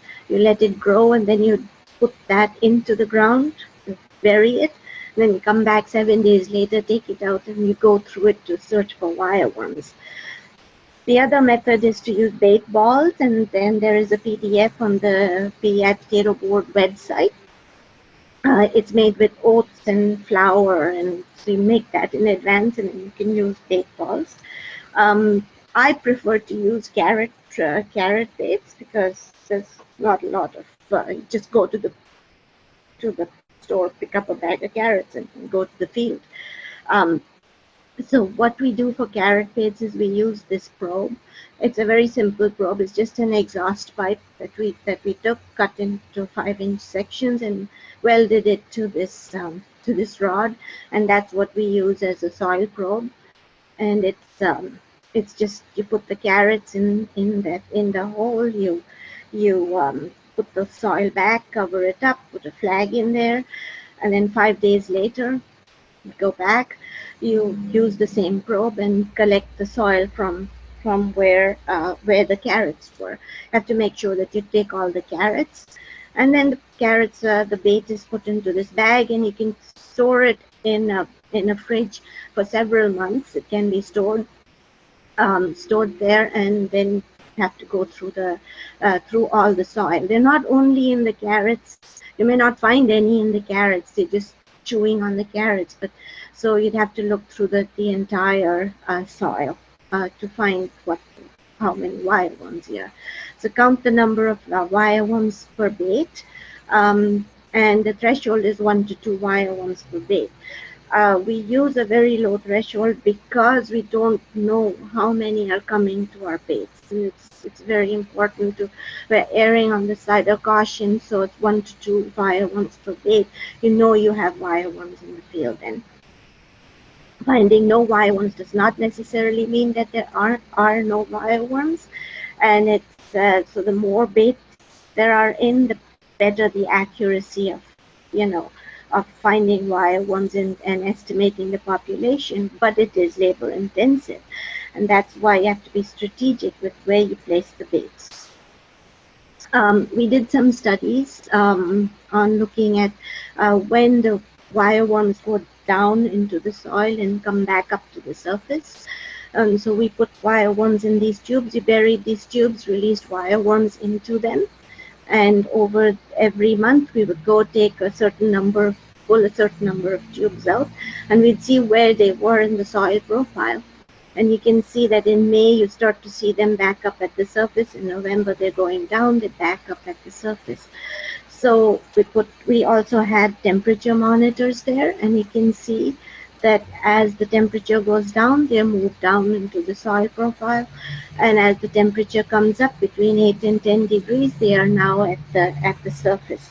So timing is very important, because in order to get an accurate estimate of if there are wireworms in your area or not, in that particular area of the field, timing is very important.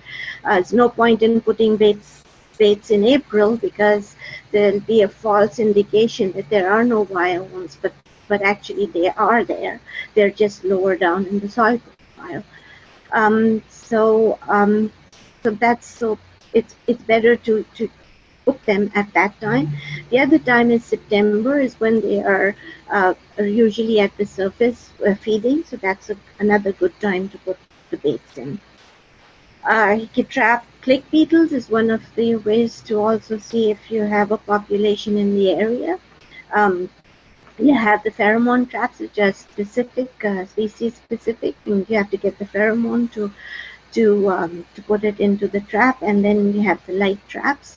So pheromone traps, here you see a little vial that has pheromones in it, and you put it in, check it after, and it's done from May to June, once a week. Check the trap and remove the beetles, and you'll know what the population is. The only thing about these traps is that the pheromone, it's a chemical, so it's out in the air, it's moving, so it attracts from quite a distance, and because of that, so you're getting these beetles from further afield. So it doesn't tell you exactly where the wireworms are in the field itself, exactly where they are in your underground.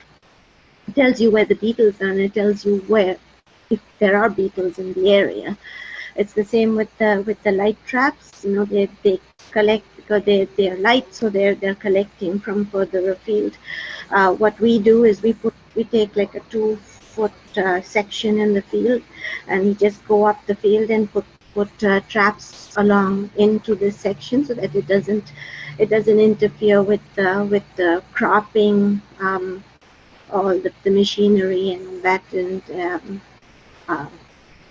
it doesn't interfere with that, and it's done for two months. So May and June is when we do this. And in the cup you have either non-toxic antifreeze, or the plumber's antifreeze, or we put salt solution, concentrated salt solution in the cup, and usually we put a cage around this, because just to stop voles and mice from getting in there. It becomes very horrible and stinky when you have those other creatures falling into the traps. So where and when to scout for wireworms? So it's the low-lying areas in the field. keep an eye out on those low-lying areas, because that's where it will initiate from there and then move out into the field. To monitor those areas to catch the population as they are initially starting in that field.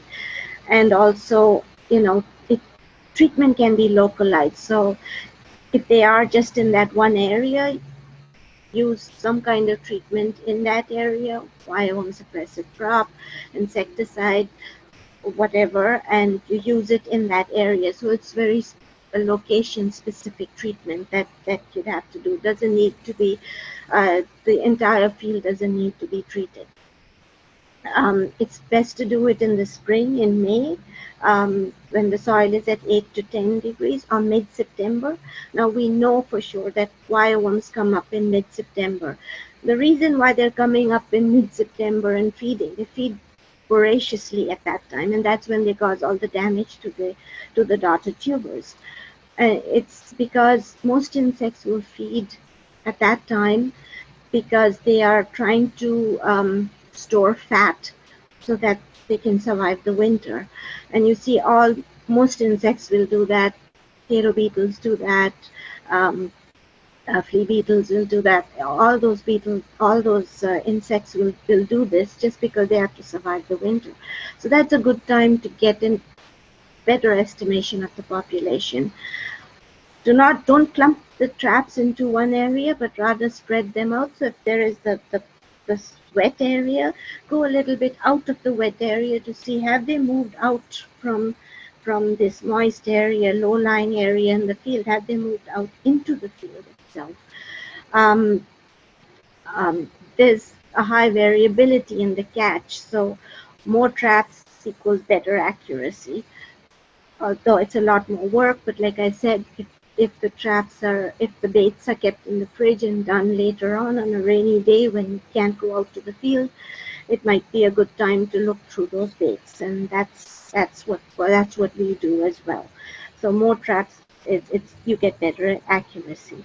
And once again, I can't stress, in a long-term field, don't go in with a cash crop as soon as the field is worked up, but use some measures to reduce the population before putting a cash crop in those long term. I mean, like 10 years, not just 2-3 year sod field, but actually like a 10-year sod field. If that's being taken out, it's best to do that, to actually put in some wireworm suppressive crops before putting in a cash crop. I'd like to acknowledge all our sponsors who've given us funding to do this project. The team, the wireworm team in PEI, there's Dr. Sutsi Lu. She's now the provincial entomologist, and all our students that will go through those baits and potatoes, peeling potatoes. That's it. If you have any questions, I'm even after this presentation. If you have any questions, you can always. I'm just a phone call away. Thanks, Christine. Yeah. Does anybody have any questions for Christine? Morgan, maybe I get you to come down and move the mic around for me. Would that be okay? Thanks. Does anybody have any questions? Feel free to ask.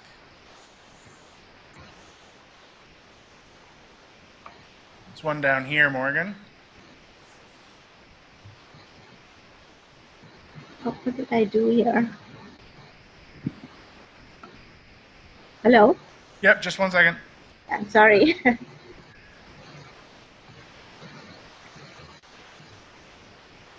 Hi, Kirsten. I just want to ask, do you have any recommendation actually where to put the traps? Because one of the idea actually, I did some research on, this is actually way back on Israel. It's more about red palm weevil. They are all coleopterans, right? So click beetles, once you put them, you trap them, it could be potentially a trap to that field.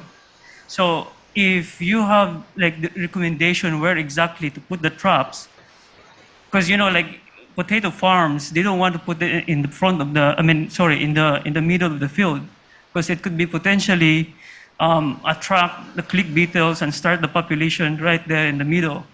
So do you have any idea or any recommendation where exactly to put the traps? So you're talking about the adult traps, right? The beetle traps. Yeah. Yeah. Okay. So the beetle trap, the pheromone traps, because they put the pheromone out. They could just go at the edge of the field, anywhere along the edges of the field. The pheromone traps are best in that location because they attract the beetles that are coming in. The light traps will also attract beetles. So along the edge of the field would be one way to do it. But when you have like a really big field, if the light traps, they catch males and females. So the objective is to catch the females before they lay their eggs. And if you have like a 50-acre field,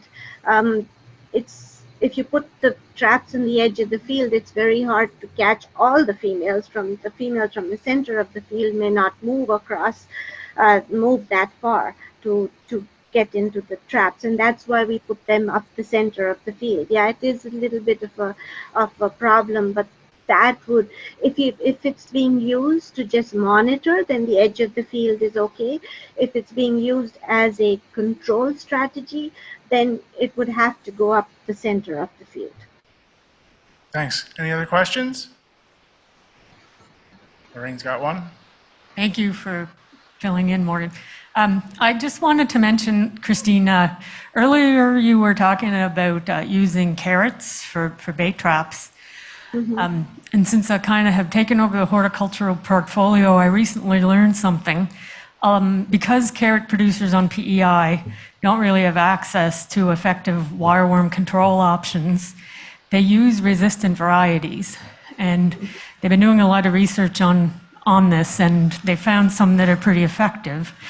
So while I really hate to say don't buy PEI carrots, for this purpose, they're actually not that effective because this variety, Volcano, the wireworms don't seem to be attracted to it. So just something I wanted to mention for anyone who's thinking about doing carrot bait traps. The thing with the carrot bait traps, because you're not putting in whole carrots, you're actually putting in chopped carrots. So the main reason why they're attracted to it is because the carrots start to decompose and they're producing carbon dioxide, and that's what they're coming towards, the carbon dioxide that the carrots are decomposing in the soil. So it's really not the carrots, but it's the decomposition that's happening, and the carbon dioxide that is being produced. So that would be one of the reasons why it might be okay to use them. But you could use anything. You could use potatoes, like chopped potatoes. Anything like that could be used. It's not just carrots. We use carrots because we didn't want to transfer diseases from into a potato field. Any other questions? Good time for one or two more before this one up there.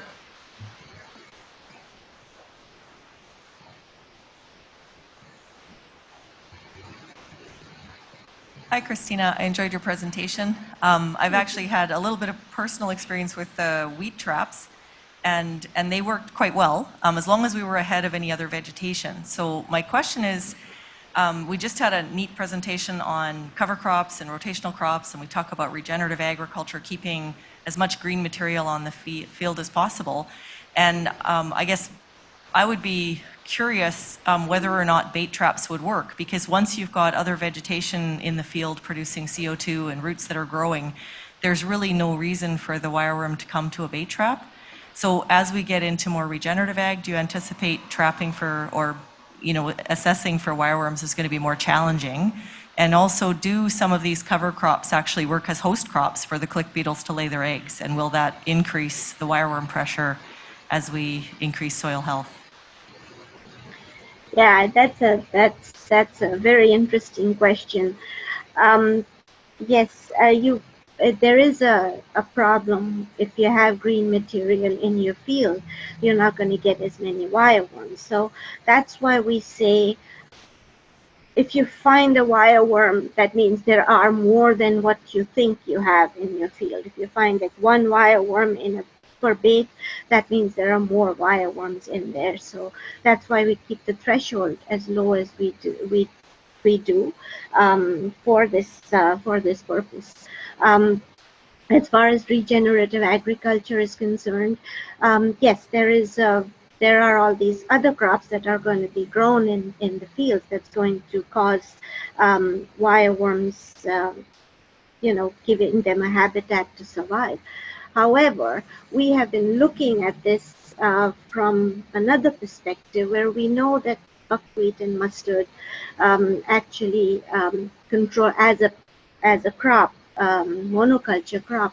It actually controls the wireworms. But we have been looking at it, and Sutsi has been involved with this in past years, where we did field lab trials, and we looked at how about if we include this buckwheat into the crop mix. And we know now from our trials that the wireworms are actually attracted to buckwheat. They will go, even though it's not good for them, it will kill them, they're actually attracted to the buckwheat, and they will go and feed on it. So we looked at crop mixes, like how much buckwheat do you need? What percentage of buckwheat do you need in the mix in order to suppress wireworms? And our lab studies showed us that we need anywhere from 20% of buckwheat in your crop mix.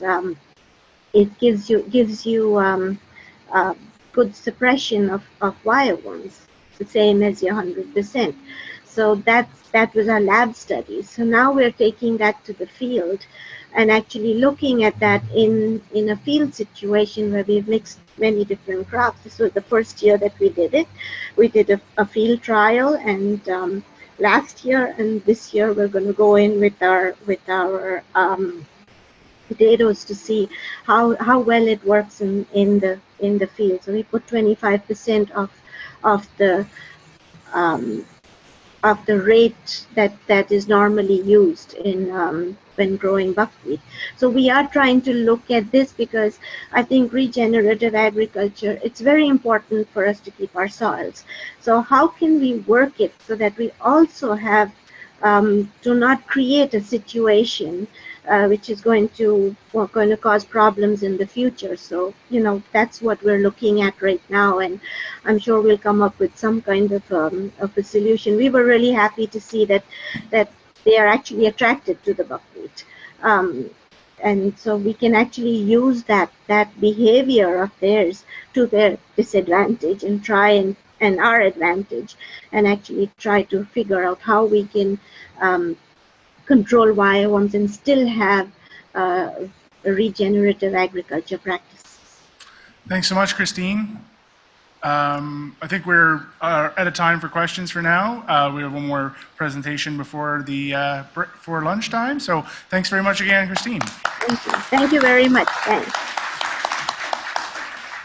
So our final speakers of today, we have Kyra Stiles and Tobin Stetson with the PEI Department of Agriculture and Land, and they're going to talk to us about soil health testing and how it may work for your farm.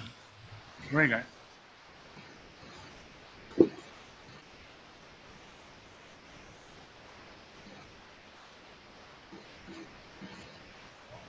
While they're getting hooked up, one other add on is that in the project with Agriculture and Agri-Food Canada and the Department of Agriculture, monitoring for click beetles is happening again this spring. So we do that every 3 years, and we're due to do it this year. Here. Okay, great. Hi, everybody. My name is Kyra Stiles. I work for the Department of Agriculture and Land and Nutrient Management, and presenting here with Tobin Stetson. He's a soil and water engineer with the department. Hi, everyone. We're here to speak on soil health planning.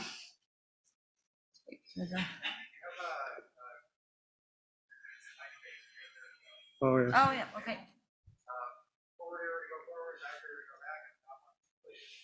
Great. Makes sense. Okay, thank you. So as we talk, the goal of the presentation is to talk about soil health and some of the initiatives that are going on at the department, but we're kind of just wanted to reference that soil work has been going on for a very long time within the department. And as it evolves over time, right now, a lot of discussions around soil quality and soil health, but if you go back to some of the work that first began back in the 80s with a lot of the soil construction of soil conservation structures. A lot of the demos began in the 1980s, and Gwen's here, so I'm sure she can respond to any questions you have on any of that. But a lot of the soil management strategies that kind of began back then have just always kind of evolved over time. And then that kind of led to looking at the quality of soil on PEI back with the Soil Quality Monitoring Project that began in 1998. That's still ongoing. It's looking at organic matter levels and nutrient status and some of the other soil chemistry indicators. As well as some of the other different types of ongoing long-term support and programs like the ALIS Alternative Land Use Services Program and other types of soil management practices like through the soil and water engineers in our section, the sustainable ag section. And so as these practices evolve over time, some of our initiatives and indicators are going to change along with it. And so back in 2019, there was kind of a beginning or introduction of our soil health testing program at the PEI Analytical Laboratory, which we'll kind of get into a little bit in this presentation. And then we're hoping to talk a bit more about the Soil Health Improvement Plan, which we kind of colloquially call SHIP, which will be discussed in great detail today. And so kind of just keep in the back of your mind that when we're talking about soil health planning, there's kind of some main principles and themes that come to soil management. And if you go online and look up some of the soil health principles, you'll see some varying definitions associated with it. We tend to use kind of a revamped version from OMAFRA and from the USDA. So we have the first main principle is once you have the good handle of your soil on your field, you want to keep it in place, reduce erosion over time, and try to maximize any types of soil cover throughout the year so that you're always trying to keep it within your field. Once you put in the work to kind of build it up, you want to maintain it and have it in one spot. And another soil health principle is maintaining living roots for as long as possible, and that kind of fits very much into the crop diversification principle, very similar to what Aaron Mills was talking about earlier and showing that there is the benefit of kind of a long-term sustainability and the influence on your structure and your food web when you have diverse crops in your rotations. One of the main ones also is minimizing tillage, reduced till, no-till type strategies, and as well as always trying to add more carbon into your soil by adding manure and soil amendments.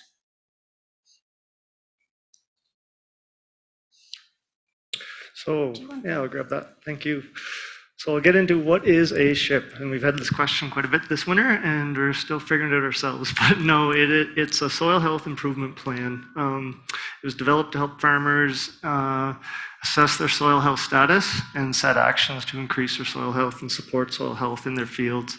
The program was developed to complement PEI's New Water Act and the water withdrawal regulations that lift the moratorium on high-capacity wells for agriculture use that was in place for about 20 years. And the actions of those plans were based off the soil health principles Kyra just mentioned earlier. And eventually we're going to evolve this into a support program for all farmers on the island that can kind of trend and monitor their soil health in their fields. So the SHIP goals, it'll be a process, like I said, for quality monitoring and improvement of soil health in their fields. And like we said, soil health is kind of a broad topic right now, and we're still understanding it, but those same principles will apply and hopefully increase them through BMPs. It'll optimize the water use for supplemental irrigation. Healthy soils will use water more efficiently, increase water holding capacity, as Aaron spoke about, one of his high priorities for soil health. And it'll overall reduce the amount of water needed to supplementally irrigate a crop. And then we'll improve soil health and productivity through the promotion of BMPs. So there's a number of BMPs we talk about here, and the province also supports, and other industry organizations support, that'll help your soil health. So the components of a soil health plan, there's 3 indicators that the department has kind of selected to, monitor and provide statistics to your soil health. 2 are familiar already in use through the ACRA management plan, so the Agriculture Crop Rotation Act. We use Russell 2 soil monitoring software. That was developed by USDA. It's a computer model that models the soil loss in a cropping rotation. So it has historical significance. It's based off the universal soil loss equation. Russell 2 modeled it into a computer software. We have local inputs that we model on a specific field basis, and it monitors or it provides soil loss prediction models. Second is soil conditioning index, which is a part of the soil loss model. Soil conditioning index is basically your field operations and organic matter inputs and erosion loss risks that give you a unitless number on whether you're building, maintaining, or depleting soil. And last is soil health test results that Kyra mentioned earlier and we'll speak to in a little bit. So who needs a SHIP? Currently right now, as we're getting into this process, any new well for agriculture irrigation was drilled after June 16th, 2021. Those fields that will be using that water will need a SHIP prior to irrigating in 2022. June 16th, 2021 is the date that the act was in place and the moratorium is effectively lifted. So that is the date that the Department of Environment and their legislation is going with. Water withdrawal permits after June 16th, 2021 for existing wells. And surface water permits after 2022. So there will be a period of time to get existing wells and existing water supplies into a SHIP program. So it's not a mass panic, but so over time we will hope to bring all of them into place and over a 5-year period. SHIP plans will be valid for 5 years, and that coincides with the same permit that Department of Environment will provide. So when your water withdrawal permit needs renewal through the Department of Environment, you can apply for another SHIP and we can go through the process again. And as the process repeats, that's when you get your trending and your long-term statistics and numbers to follow in your soil health testing.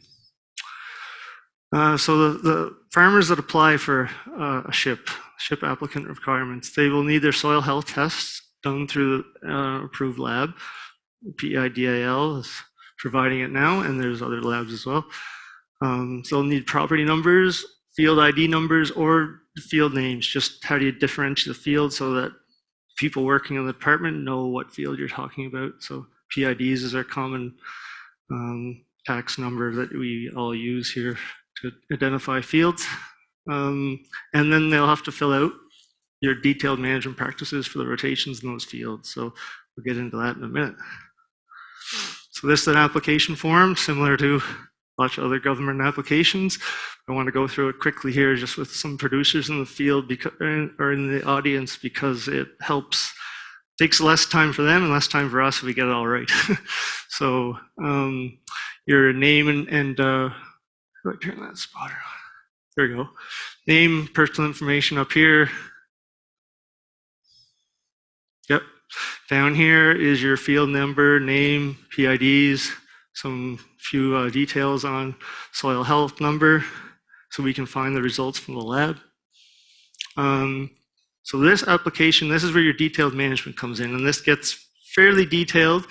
It's on a field-by-field basis, but it is important to get right because all this information we put into the model is only as good, the output is only as good as what we put in. So these are each year of the ship. So a 5-year ship, you have 1, 2, 3, 4, 5 years. So for example, if this rotation was potato, grain, hay, these questions here would all pertain to your potato year. These questions in this column would all be your grain year. And then this column would all be your potato, or your hay year. So you just list your crops, if you're using a glyphosate or burn down, primary tillage and dates, secondary tillage and dates. I mean, potatoes will be conventional planted, but maybe other crops, grain and hay or things could be minimum tilled or no tilled. So there's questions there that would be important. We'll get into next. Obviously, this question, your grain crop underseeded, that's only specific to your grain crop. How much nitrogen in your potato year, specific to your potato crop. Row cultivation, potato crop.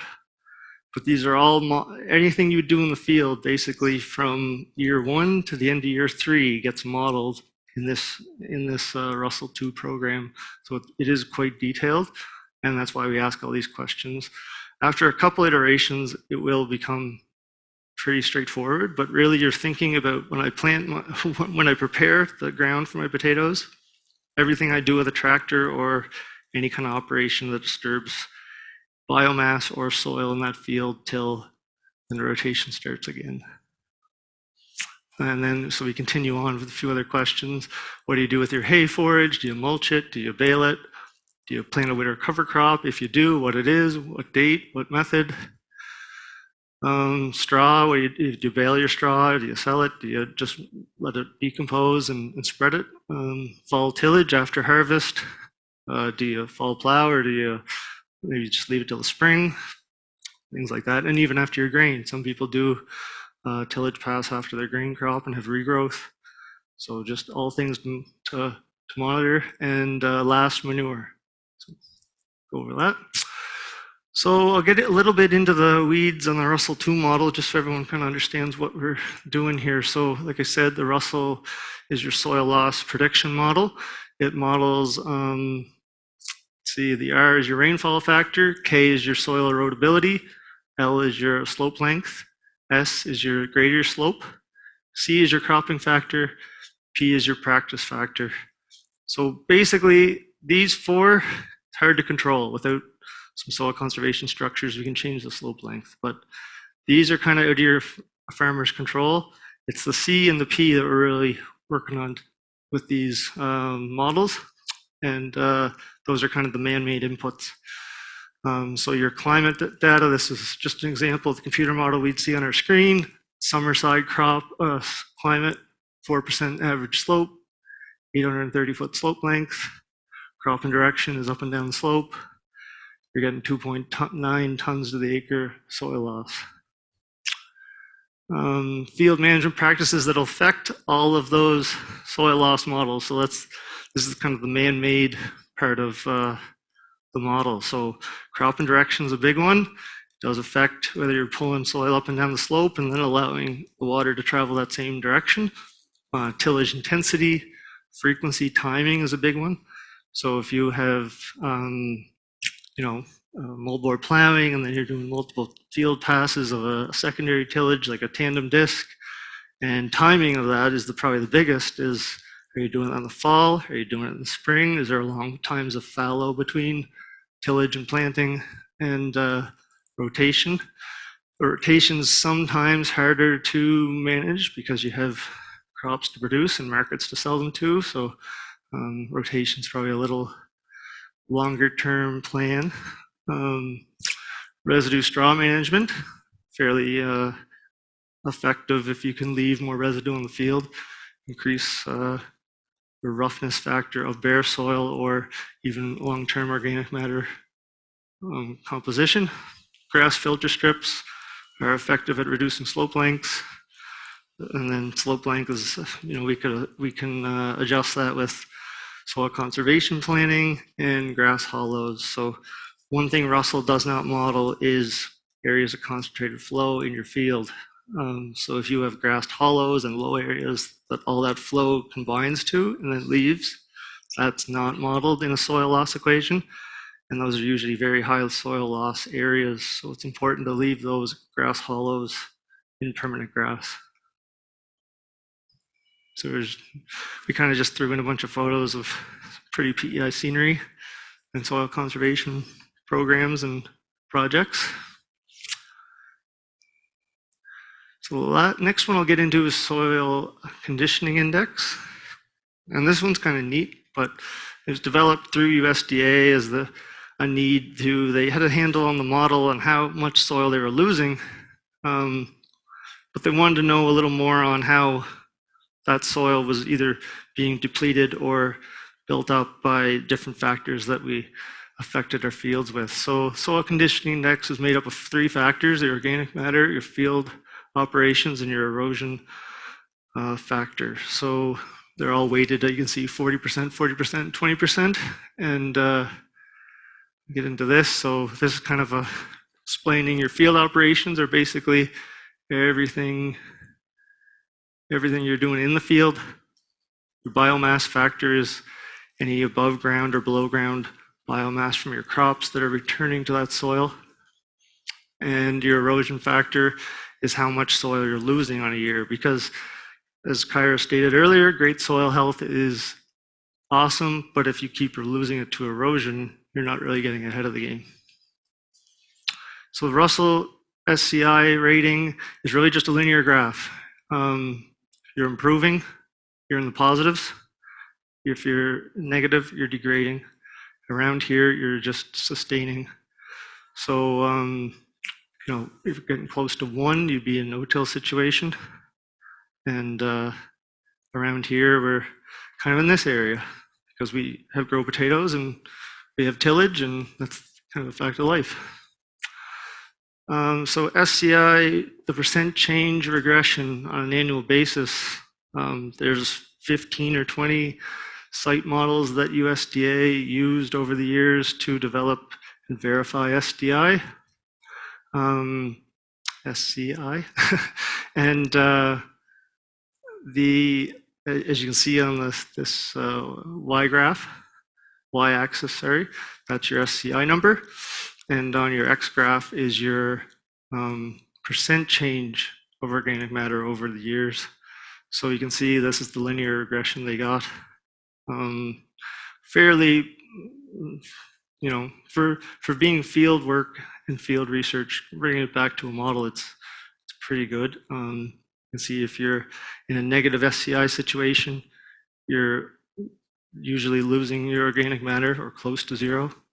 And as you become positive with SCI in your rotation model, you start to build.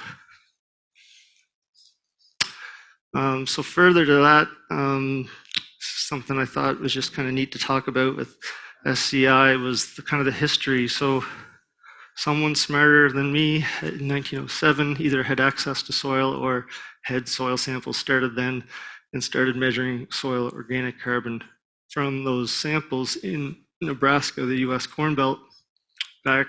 And then as they tracked them over the years, they plotted them. So kind of steady state. I know the plow was invented long before this, but in this cropping system, it was fairly steady state till around 1907. They had about 7,000 grams per meter square in a 20 centimeter soil depth, 8-inch soil depth.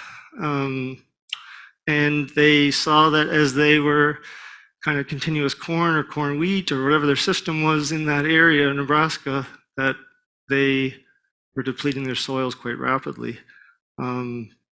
This was probably your main weed fighting factor back then was the Mulvar plow. I'm sure those were plowed every year.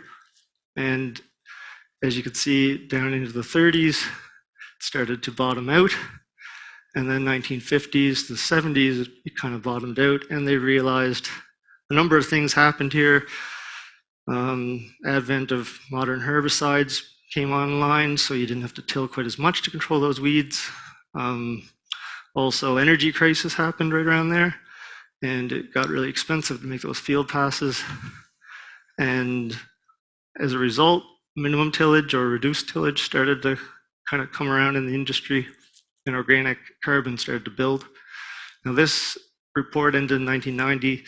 If there's more data since then, I didn't find it, but this has been cited hundreds of thousands of times over the years in kind of soil engineering.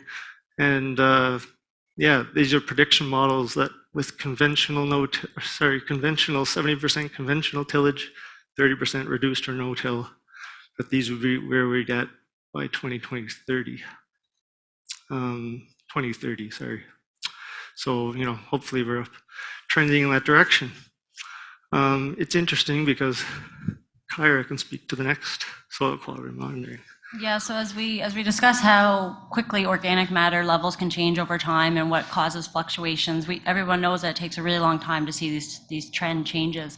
But it's normal to see fluctuations as different practices get taken up more broadly on farms over time. So when you see that no-till and other types of uses of herbicides and things like that over time helped with organic carbon and Tobin's last example, as we kind of look at some of the data that we have for the soil quality monitoring project, fluctuations over time are hopefully trending in the positive direction as farms implement more of the winter cover cropping strategies and reduce tillage, which we've seen a lot of in the last few years. So even though there's been bumps in the roads due to a lot of other different factors in the last couple decades, the hope is that over time we'll kind of see the benefit of some of those other BMPs being implemented on farms. Yeah, the Great Plains were Great Plains were experiencing lots of soil loss back then, and they put a lot of money into researching why and fixing it. And we kind of reap the rewards now, I guess, because we have the literature and the demo sites to replicate. So in Russell 2, I ran just some rough numbers. This is just all theoretical. I just grabbed numbers out of my hat for the model slope and the physical topography. But I ran some standard rotations in PEI accompanied with BMPs below. So I took a typical potato grain hay rotation, standard practice. I said fall plowing, no cover cropping. You grow your potatoes, you harvest, you plant your grain in the spring, you underseed with hay, harvest your hay next year, and then you fall plow again. Up and down the slope, because our legal property lines typically are up and down the slope, and that's how farms are farmed in an efficient manner.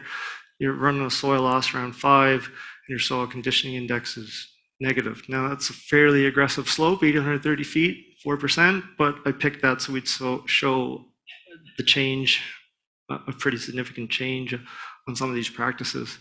So if you simply implement spring plowing, so fall plowing, you go down to 4.7, soil conditioning index gets a little closer to 0. You add 100-foot grass headland, so go back to, this isn't compounding, this is just single events. So conventional rotation with 100-foot grass headland, I get down to 3.6. Soil conditioning index is positive, but that's kind of a bit of an illusion because you're still losing soil. It's just getting trapped at the grass headland. The model doesn't see it leaving the field. So you're still losing soil on your slope. You add winter cover cropping to a conventional rotation, you're down to 2.6. And your soil conditioning index is quite positive, 0.31. So that's winter cover cropping after your potato crop. And I modeled the barley crop broadcast prior to harvest, late September. So it's, yeah, maybe a little, a little greedy, but you know, it's just one model. You can pick any date. Extended rotation, 4.7, we have positive SCI, so that's just adding another year of hay. But if you combine a couple BMPs, use winter cover cropping and spring plow, you're down to 2.4, positive soil conditioning index, 0.33. If you do standard rotation, but you switch your cropping direction and add diversion terraces, you're down to 1.2, but your soil conditioning index, 0.25. If you add terraces, cross slope farming, and cover cropping, you have really low soil loss, but your soil conditioning index is much higher because you have the cover crop. So as Aaron and Ryan were kind of mentioning here earlier, I would agree that just any cover crop on a field, if it's green, and reducing your exposure risk to storm events is better for your soil health than selecting a specific one for a certain reason. But I understand there's reasons for that as well. So the last indicator in the SHIP plan is recent soil health test results. So this is kind of this addition to the SHIP process is about just trying to have a current snapshot of your soil quality so that over time, as you kind of refer back to the soil conditioning index and the soil erosion rates, you can kind of see the trends specific to that field. And so there's specific protocol that theoretically you could use to do soil health testing, but using an auger or your normal soil probe testing methods would suffice. You can collect your samples and submit them to the PEI analytical lab for analysis, and then once your results are back, they would be attached to the SHIP kind of application document, and some of the results would be used for the plan, mostly organic matter, I think, but they would be attached and used as parts of your model. And the reports are sent back electronically and also given to the department if you were to check off that a SHIP is being done on that field. Turnaround times do vary based on the season. So depending on when you submit your samples, there can be a fairly large backlog. We kind of recommend that you would take the samples in the fall so that you have the winter months to get your results back and then can be submitted in the spring. And I should mention too that there's a new test that's going to be added on to the soil health package this year, which is available water capacity. So we've been working out some of the kinks in the last few years, but should be added this spring. So when you get your soil health results back, just go up. So this soil health number and sample ID is what you would put on your application form associated with the field that you're applying for in SHIP. And it kind of adds some of the other identifying information that you added on your soil submission form. So you get your results back in soil texture. Generally, these don't change and vary too much across PEI, but it would have your percentage of sand, silt, and clay. The other main tests as part of the soil health package would be organic matter, active carbon, soil respiration, aggregate stability, and a biological nitrogen test that looks at the amount of nitrogen that would be produced from your soil throughout the season. You'd get your results back in the units from the test, and then you'd be scored and rated out of 100 based on what cropping system you fit into. So there's a root vegetable crop, a long-term forage, and then kind of the cash crop grain rotation as well. And we should note that of all of these results and indicators that are being used in SHIP, there are no specific numbers that you're trying to reach. They're just used for the model. It's not a pass-fail system associated with anything that goes through the soil health improvement plans. And I referred to the rating system originally. I just want to mention that the rating system we use at the lab is based on PEI soil results, a database that we have, largely from the Soil Quality Monitoring Project, but also from other soils that were sampled in the fall of 2019. And all of those soils are put together to develop kind of an S-curve for each test. And as your results come back, let's say for active carbon here, the units and the result that you get would be associated with the S-curve, and that's where you get the score or percentage out of 100. So the rating on your results where it says score out of 100 is not your result over time that changes. It's going to go with the S-curve that's developed with the database, and we'll be updating that over time. We're not really sure how often we will be doing it because we don't want to change it too often, but right now it's probably 3 years old. So over the next few years, we'll be looking at updating it with all the other results that we get. That way you can kind of compare within your cropping system to where you fit from that field for PEI. And so as we talk about soil health planning and kind of got into the weeds of SHIP development, a lot of the soil health strategies that you're using, the principles that you're using on farm are going to be very specific to what your goals and priorities are on the farm and what's feasible to add into your cropping rotation. And as you're developing the plan with Tobin or Tyler, you're going to be discussing this, the whole process. It's not really, you're going to get the plan back necessarily and say, how do I make my SCI number this by implementing this strategy? It's kind of more talking about talking through the planning process and trying to implement different things that you think you actually would like to do or implement that makes kind of economical sense or time sense throughout the season and things like that. And of course, you'd be using the soil health principles as a guide for all of your best management practices as you work on that field. And as we talk about, with Tobin's slide where he showed all the different scenarios, by just changing one practice, you can affect your soil conditioning index a fair amount based on the field characteristics. It would probably be tempting to want to figure out exactly what practices are going to increase that model projection higher than others. And it's going to be dependent on so many factors, even on your own farm. So to keep in the back of your mind, the number itself is just a model. So as you try to make decisions, it doesn't have to be each practice needs to be implemented on each field. It may be that a mixture of many practices are going to be the best approach. And we do know that when it comes to using different types of soil health practices, they do accumulate. Like the more that you use over time are going to add up. And whether it's cover cropping or reduced tillage and what specific implement you're going to be using when it comes to soil quality over the broad context, adding more of them is going to be kind of the key of the key strategy of what you want to kind of go with.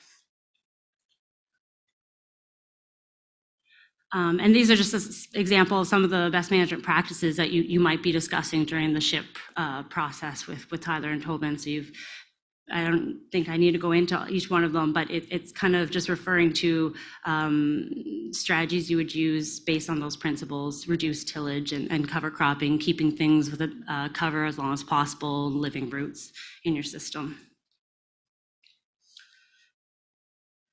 And we thought about putting this at the start of the slide, and I think everybody knows the benefits of soil health. So when it comes to looking at your model using soil conditioning index over time, keep in the back of your mind that it's not the number that you're trying to reach, it's the main goals from soil health. And we know that it over time will increase infiltration in your field, and it's going to provide your soil more resiliency to different types of weather events and precipitation and erosion events. So reducing compaction as well. So all of these benefits are kind of the main purpose of something like SHIP. I think that's mostly it for our presentation. There is a list of lots of different programs on the website, Soil First Farming, and also on peifarm.ca. And if you have more questions on SHIP, talk to Tobin, Stetson, or myself, or Tyler Wright, or anybody at the department. Yeah, the SHIP really is, it's a raising awareness with producers, going through the exercises of selecting BMPs, understanding what every management decision you make on the farm is affecting your soil health and your soil loss, or in different ways. Low-hanging fruit, I guess you can conserve those or improve it, whether it's just simple, maybe a tillage timing at first, or maybe incorporating winter cover. And there's been a lot more of that last few years. Of course, I've modeled moldboard plow, but most people and a lot of people are switching to primary residue tillage with, some big strides made there. Thank you very much, guys. Yeah.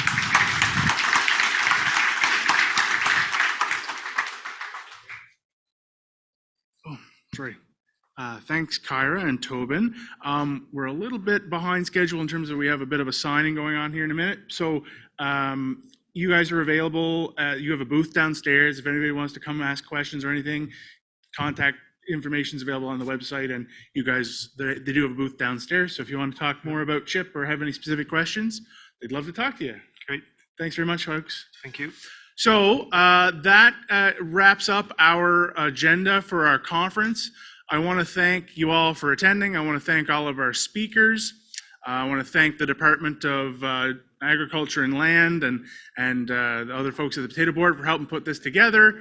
And of course, thank you to Master Promotions for allowing us to put on this presentation, put on this conference. We will be making the videos of these sessions. If you missed any, or you have people that wanted to be here and couldn't, we will be making these available later on, so you can watch for that. And with that, I think I'm going to turn it over to Fertilizer Canada. They're going to be doing a signing here about the renewal of a memorandum of understanding regarding the 4R program. The Potato Board and the department, along with the Department of Environment, the Federation of Agriculture, and of course Fertilizer Canada are all signatories to that. So feel free to stick around for that if you'd like. Cassandra, turn it over to you.